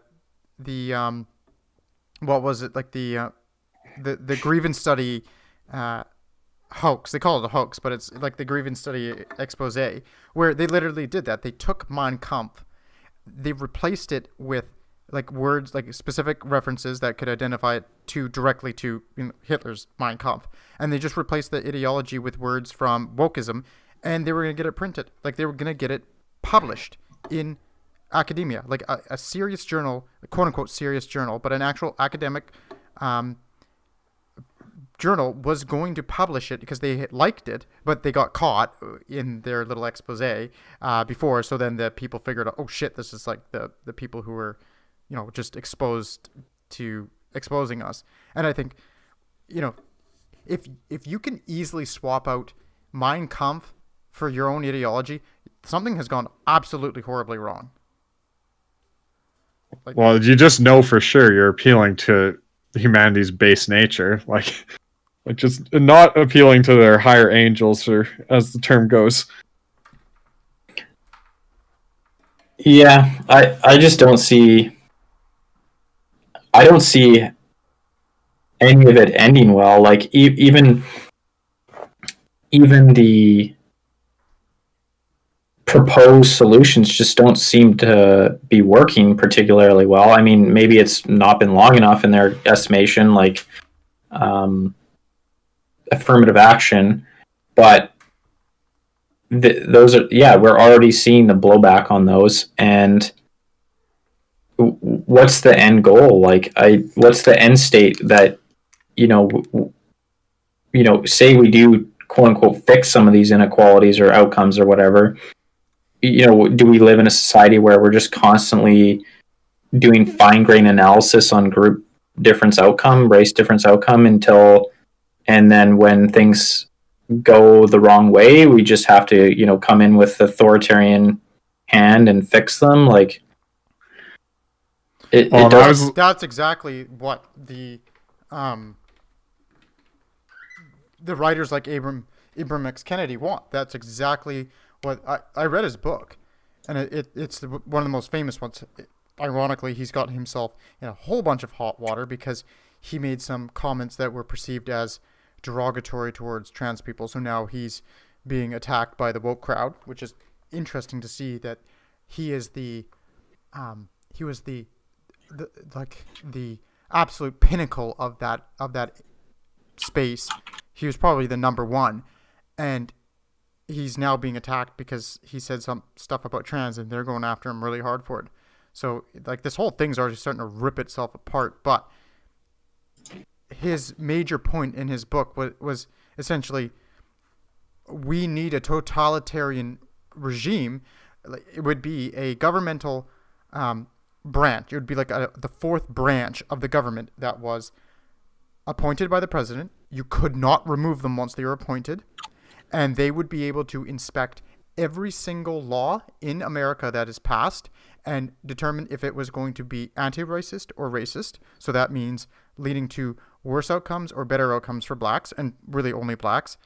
And if they deemed it to be racist, then they could change it. And if they deemed it to be, like, they could do whatever they wanted. So it was literally, they were the full arbiter of all laws in America. That's what they were going to be. Like, that's what he wants. And he says, well, America will never get there because, like, you know, it's just too much of a racist hellhole. And it's just, it's so totalitarian. And there's a lot of people, you know, he has an incredibly best-selling book. And it's like, that is the actual road. Like, this is the end point for these people, for a lot of them. Like, some of them know. Like, I think Robin DiAngelo is too dumb to really think this stuff through. And she's not really too concerned about it. She's much more concerned about giving her $6,000 an hour talks than really talking about grand political change. But, like, that is the end point for a lot of these people. Like, it really is. We want to take complete control of the government and run absolutely unfettered with it. And that's, don't we all? Yeah. But, like, it really is, like, for a lot of, I think, I don't think it is for the entire, like, the entire group of people who think about this stuff. But I do think for a non-insignificant portion of them, it really is a means of trying to garner as much power as possible and then wield it very authoritarianly. Like, it's a power grab. It really is a power grab. In some, like, it's trying to get money or political power, but it's a way of enriching and empowering yourself through no other means other than just using victim status. And it's like, there's no way that doesn't end in a ton of bloodshed if you go down that route. The interesting thing is, I found, if you had something to add to that, Hubbard, so I was going to go off on a tangent here. No, you tangent away. Yeah, so basically I was looking at the psychological databases on real peer-reviewed papers because I was wondering if there was any sort of real research into ameliorating the effects of racism on individuals. And I couldn't really find any studies. I might have been looking up the wrong terms, but it's pretty spotty in terms of research. What there is mostly is a bunch of correlational evidence that there are negative outcomes that are correlated with perceived racism. So the more perceived racism people have, the higher their risk for anxiety, depression, their lower their physical health, which actually was that study they looked, and people actually did less physical health related behaviors when they had higher perceived racism. So the more racist they were perceived to be, or the more, I guess we could The just more racist they perceived the world to be towards them. When they in the world perceived that people were racist to them. Oh, okay. So the more racism they perceived in the world, yeah, is this correlation? Yeah, so it's basically because you obviously can't study the actual racism affecting somebody. Like that would just be 24/7 surveillance, and even then, pretty hopeless. And the way people perceive the world is extremely important, as demonstrated by cognitive behavioral therapy. So the one study I found on Caucasians and perceived racism, which I double checked to make sure it was the racism that Caucasians perceived towards themselves, correlated it. It was in university students, and it correlated with alcohol abuse. And on Asians, there was a correlation with poor mental health and perceived racism, but almost all of the studies were on blacks. So the thing that I couldn't find, which is pretty surprising to me, because most therapists use cognitive behavioral therapy to some degree or another, and there certainly are therapists dealing with people who are dealing with racism and treating them with cognitive behavioral therapy, but nobody is writing peer-reviewed papers on it. Like, you can't find a peer-reviewed paper where somebody goes through and treats patients for perceived racism, like whether or not that's changing their mindset, which I think sounds bad when you're talking about perceived racism, because you're changing their mindset, so now they aren't seeing racism in the world around them, and that's gaslighting them. And it's like, well, the goal of much of cognitive behavioral therapy is changing your perceptions of the world. Well, doesn't matter whether or not they're in line with the real world, but they're better for you as a person. And in fact, there's one study that found giving a lecture on white guilt, and sorry, there was another thing they lectured on.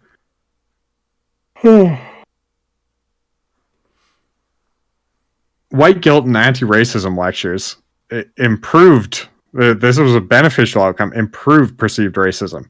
So that in a situation in which the controls had less perception of racism, people who got a lecture on either white guilt or anti-racism perceived more racism. And yet this perceived racism in all of the studies I found had only negative correlations. So the goal of increasing perceived racism is very interesting. Well, one of the funny things is, corporations turning themselves inside out to deal with racism in the wake of George Floyd. They're bringing in all those anti-racism training sessions, and the only evidence that I could find and that anybody has produced is, these actually make it worse. Like, they increase, like... well, exactly. Like, they teach you... That's it. That's all it does. And it's like, so you just made everything at your work situation worse. Congratulations. You damaged your corporation and its functioning. Like, that is ridiculous. Like, why would you ever do that? And simply put, the goal of these people is to increase the number of situations in which people perceive racism, and they are successful at it based on at least one study. Yeah, and then it's all like outcomes. And I think that's where, like, the colorblind ideal comes into play, and also the warnings from the colorblind camp would be basically, if all you do is focus on race and racism and rooting it out at every stop, you will find it. And because but it like, what's really gonna be helped by parsing out every little fine grain slight and hurt that you've received, and getting more and more precise and obsessive about seeing racism in the world. You're you're just gonna you're gonna make yourself mad, and you're going to stop interpreting things in a charitable manner. And I think the problem there is, in a diverse society, you have to have a thick skin. It's just a prerequisite of a functional diverse society, is having a thick skin, because you're going to run into a diverse range of people who have, you know, a lack of knowledge about, say, your particular group or identity group. Yeah, your They're culture. They're gonna say something ignorant. Like it's just gonna And happen. yeah, exactly. They're going to offend you, not in a lot of the time, not intentionally. And a huge component of like critical race theory and identity politics on the left is like the myth. Intention doesn't matter. That's the claim. Like, oh, the person wasn't intending to be racist or offensive, or they weren't intending any white supremacy. They just did it. Well, screw them. They still committed it, and they're guilty. Burn them at the stake. And that's a surefire way to turn your diverse society into a bunch of warring tribes that are at each other's throat, and constantly crying foul. And instead, you should be teaching people, hey, in a diverse society, you're going to run into all sorts of uncomfortable and potentially insulting and potentially rude and potentially ignorant behavior, because not everyone knows the rules. Not everyone knows everything, because it's a diverse society. The rule set is now expanded, right? Exactly. There's a lot more things to learn, and there's a lot. You're gonna have to be able to just handle that and say, okay, I'm going to assume the best. Like, I'm going to assume good faith with people, and until they prove to me otherwise, or at least throw up quite a few red flags, I'm going to keep operating that way. And so, one of the things that just drove me insane about Robin DiAngelo and Kennedy as well, or Kendi, sorry, was exactly the opposite. They say intent doesn't matter. That is bad, and you should not teach that. It's only about outcome, because it's not even about outcome. It's about outcome and your perception of their offense. So if you find it offensive, then it doesn't matter if they intended it to be offensive or intended it to be rude. You have every right to treat them as a racist, horrible, intentionally offensive, evil person. The hilarious thing is, we don't even do this in our law. Our law obviously considers intent. If you kill someone by accident, it is an entirely different crime than if you kill someone on purpose. And exactly. It's like, do you want to destabilize your entire legal system into, like, quite literally madness? Well, base it on this. Why? Well, it just begs the question, like, why would you want, personal interaction to have a harsher standard than the legal interaction? Like, it just makes no sense. Like, you're being, when there's not even been a crime committed, you're being even more harsh. Someone says something, ignorant of your culture or whatever, and you're more harsh on them and their comments than you would be if they committed a bloody crime. Like, it just makes no sense. Like, the standard should be that you give them a charitable interpretation of what they meant as possible, and then you educate or inform them. It's very simple. Just say, oh, I'm not sure if you're aware, but that such and such is not true, or such and such it doesn't actually apply, or whatever it may be. And there you go. Now you know, and then great. That's all you need to do. It doesn't have to be some fucking big offensive thing that you got to write a book about. Well, the funny thing is, like, I think the term thick skin is often, like, people often think you either have it or you don't, but realistically, that is often the number one thing that a psychologist is going to help people with anxiety in public or something like that. Is when you see a situation, it doesn't matter if you jump to the worst possible interpretation of that. It's like, you then have to, like, look at your perception of the situation, think it through, think, there's probably a more charitable perception, and I would be less upset in my own life if I took the more charitable perception of this situation, and then went on with my life. Whereas the anti-racism teaching is almost the exact opposite, where you see a situation, you look at your initial response, and you say, I have to see if I'm actually supposed to be more upset with this, and that I should take a more negative outlook. And like, it's just the absolute inverse. Yeah, was this guy really asking me the time because he wanted to know the time, or is it because I'm black? Like, well, the other thing is, it's like when you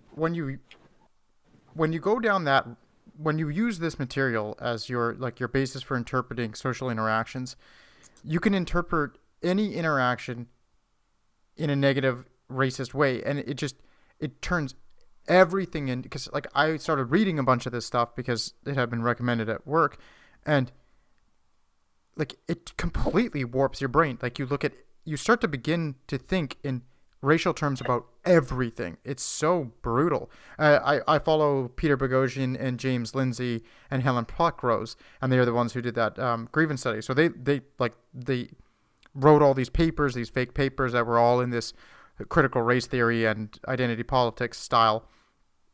And all three of them said the same thing. Like, you just start to become this like really weird, angry person who just sees problems everywhere. I actually have a friend, she's half black, and she's gone down this rabbit hole. She's whiter than snow, but she doesn't look like a lick black, even though she's half black. And she's gone down this rabbit hole, and she's turned from what was, such a fun, cool girl to hang out with, to now just an absolute nut job who's ruining her relationships left, right, and center, because it's all about like the victim and how are you being oppressed and how does it impact me.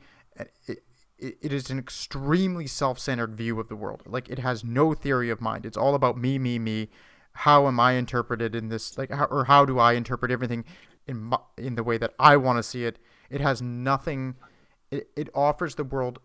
It is the most selfish type of ideology I've ever come across, in the sense that it doesn't care about anybody else. It only cares about the individual, who which is funny because they don't believe in individualism anyway. Like, Robin DiAngelo and Abraham X. Kennedy say, yeah, individualism is a pretty much a white supremacist ideal that's been propped up and propagated by colonialist empires.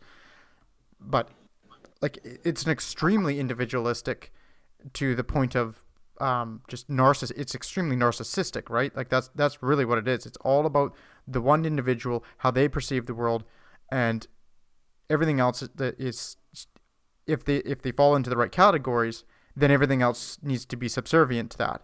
And it's like, on a personal level, like, it's it's already wreaking tons of harm, like, on the societal level. But like, even if you fall into it personally, it's extremely destructive. Like, I've watched a couple of people now who've fallen into it, and like, they are not the same people. They are not fun to hang out with. They're not fun to be around. They're just like, it's just not a good way to view anything. Like, it's just, yeah, like, your life is severely diminished because of it. well, I do think there's something to that.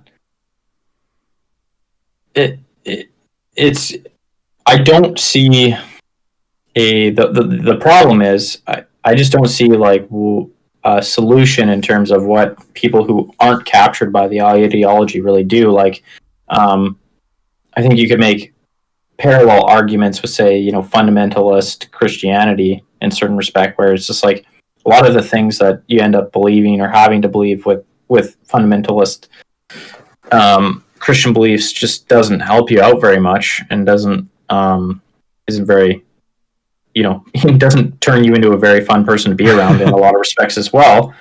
But good luck convincing a substantial portion of those people that they shouldn't believe, right? And yeah, like, you can't reduce the population of diehard fundamentalist Christians in the United States.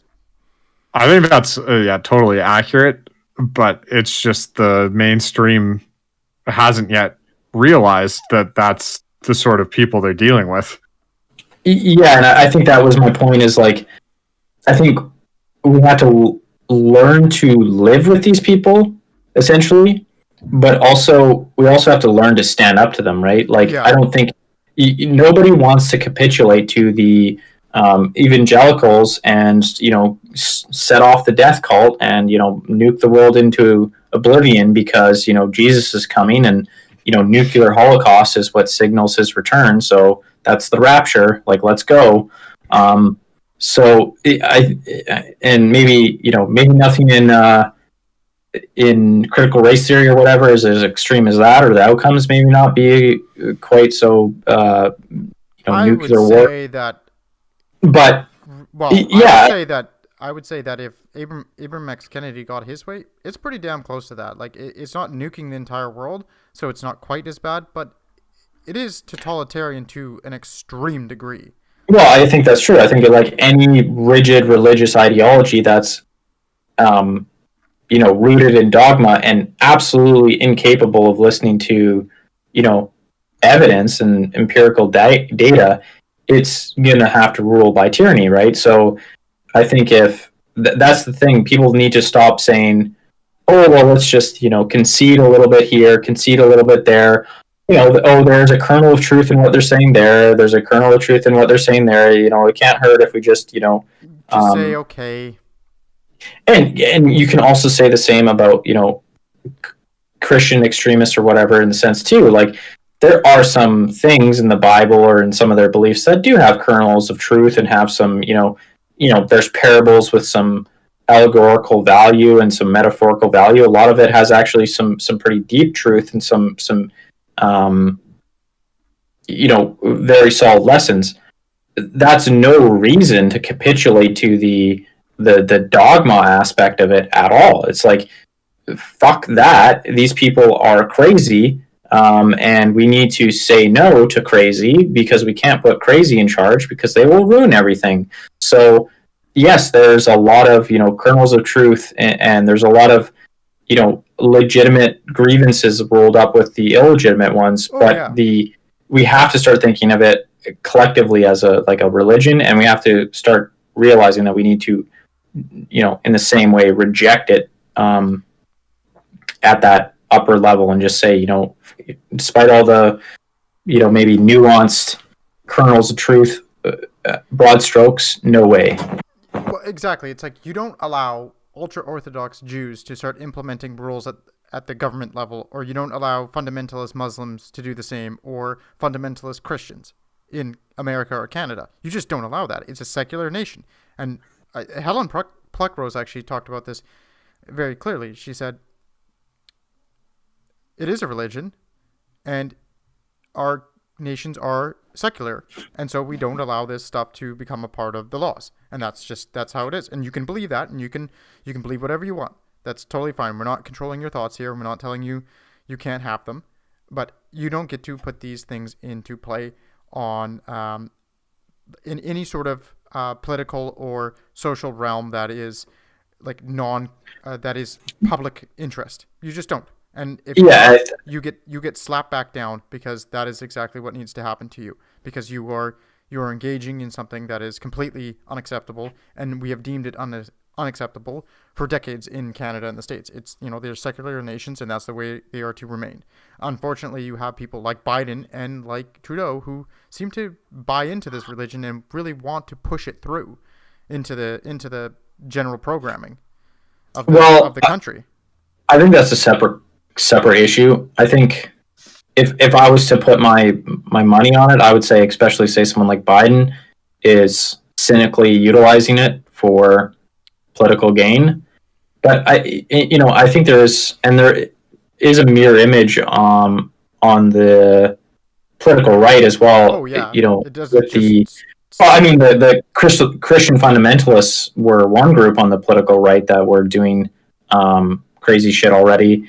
And I think Trumpism is now another essentially religion, right? Like, this QAnon Trumpism shit has started to go in the same direction, where you cannot present any reasonable facts to these people. 79 lost lawsuits, half of them Republican Trump appointed judges, making the determination, and these people still saying, no, all those people are in bed with Pelosi and Soros. Yeah, it's and Trump's on his way to the White House, and it's going to be March 20th. He's coming back, or they'll pick some. It's literally like fucking cult religion prophecy shit. Like, oh, Trump's coming, and he's biding his time. Once he wins once he gets acquitted, he's going to rally the troops and he's going to take back the White House. Like, it's just insane shit. And it's like, I think a lot of that, again, not to pour out too much into a different realm, but like, is social media, right? Like, it's just technology enabled, but there is this religious element to both the critical race theory stuff, and there's an ever cropping up of these new type of religious belief systems. And I think classical liberals and people that are not bought into any of these need to just get in the trenches and start fighting and saying, no, you can't, no, we will not, you don't get to call the shots. Like, you don't get to say what you're saying without like some serious pushback. And just stop like giving any sort of conciliation, like, oh yeah, I know that Trump was a crazy insane person, but he really did put his finger on a few issues. It's like, fuck that. Like, yeah, maybe he did, but that's not the point. Like, fuck Trump, fuck Trumpism, and the guy's a fucking scumbag, and we can't have a lunatic like that back in office. So fuck off. And I think the same thing needs to be done to the critical race wokists too. Is like, yes, you may have kernels of truth and points brought up, but that doesn't matter. Your wholesale ideology is rotten to the core, and go fuck yourself. Yeah, and I wholeheartedly agree. I think the exhausted middle needs to stop being absolute cowards about it and say, no, we're not putting up with this stuff, and we're not, like, you don't get to call the shots because you have an angry mob on Twitter, or you cried about it, or you, like, whatever. We don't care. Like, we don't care. You're being unreasonable, and the second you want to get back on board with reality, then you're welcome to rejoin the party. But until then, shut up. We're gonna wrest control away from you idiots, and we're gonna run the show because, like, we're the majority. Like, we are the majority, and I really do believe that the majority of people, even though they might get kind of swept up into some garbage one way or another, like, I think they have the same ideals for the most part as, like, what we were talking about, like colorblindness and whatnot. They might get sucked in, like I said, into like into the more foolish beliefs of some area or another, but for the most part, I would think most people are going to be, yeah, okay, that's somewhat reasonable. Okay, I'm on board with that. And I think, but the other thing I think is, there's not very many people who are the movers and shakers of the world, and a lot of them are pretty damn smart and they're pretty reasonable, and those people need to quit fucking sitting around and, I don't want to say anything, I gotta wait till I get tenure, and it's just like, shut up. You have an obligation to now go say something and do something. Like, maybe you can't explicitly tell your boss to quit being an asshole, or quit saying something, or quit being a wokey, or quit being a Trump supporter, but you can definitely do something. And so it's time for you to, get up and go do something. Get up and do something somehow. And I also think it's like, it's not about being personal either. Like, that's the huge problem that say the Democrats have with Trump supporters, right? Like, they attack Trump supporters at a personal level. It's like, there's there's whatever 75 million people that voted Trump. Like, most of them are probably, if you just look at their day-to-day lives, reasonably decent American people, right? Like, they're probably reasonable. It's their ideas that they've internalized on this one issue that are terrible. Their ideas are terrible, not them. Their ideas are terrible. And I think that goes that's a very good point, because if you don't do that, like, all you're gonna do to make things worse. I saw a fucking brutal article where it was a person, some New York Times or some like high end journalist was writing or had gone back to like their colder home somewhere, and they had two Trump voters as the spouse who were their neighbors, and it snowed a bunch, and these people came and cleared their driveway with no questions asked. They just did it because they were trying to be neighborly, and this person's entire article was based around, I can't thank them because they voted for I Trump. saw that. And it's like, holy shit, you are fucked. And You are fucked. It's just like how Hezbollah does nice things for people in their community. It's like, yes, Trump supporters are just the same as Hezbollah. It's like, yeah, and I think that's important. Like, you know, you wouldn't if I think most people, if a evangelical Christian was being nice to them, they wouldn't be like, oh God, this person doesn't believe in evolution and they believe in the end times. I can't be friends with them. They're evil. Like, no, they have a particular cross section of their beliefs that are, I think, patently absurd, and they're wedded to them. But that doesn't make them a write-off as a human. And I think that needs to be kept in mind for both, wokists and Trump voters or Trump diehards and other groups in society. Yes, some of them are write-offs. Every group has their you don't treat them that way. irredeemables, but the majority are probably reasonable, decent people that you can still be neighborly with, still be friends with. Yeah, should be, should try to be friends with. You shouldn't be trying to be like super chummy and hang out with the neo-Nazi, like the literal skinhead neo-Nazi next door, who went to prison for 15 years for violently assaulting a minority, like truly a bad person. You don't want to be like, he's just got some bad ideas. It's like, okay, obviously there are some cases, but very few people are like that. Like, there's few people like that. Just to be obstinate, like there was I forget his name, but the black man who talked to a bunch of KKK members.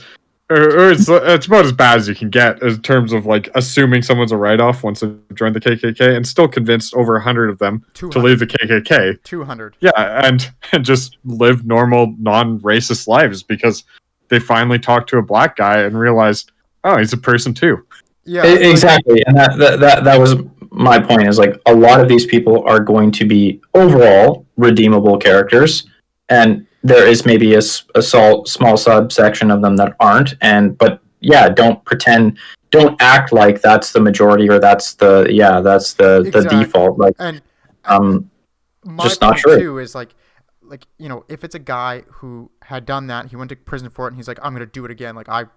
He's just truly some sort of monster psychopathic person who's like, I know what I am, and I like it. I am going to become, or like I am this way. I've done these bad things. I love it. That's the point. It's like, okay, you might not be able to get through to that person, but again, it's like, how many people are like that on planet Earth? I would say very, very few. So, like, even like you said, I think that's a good way of looking at it.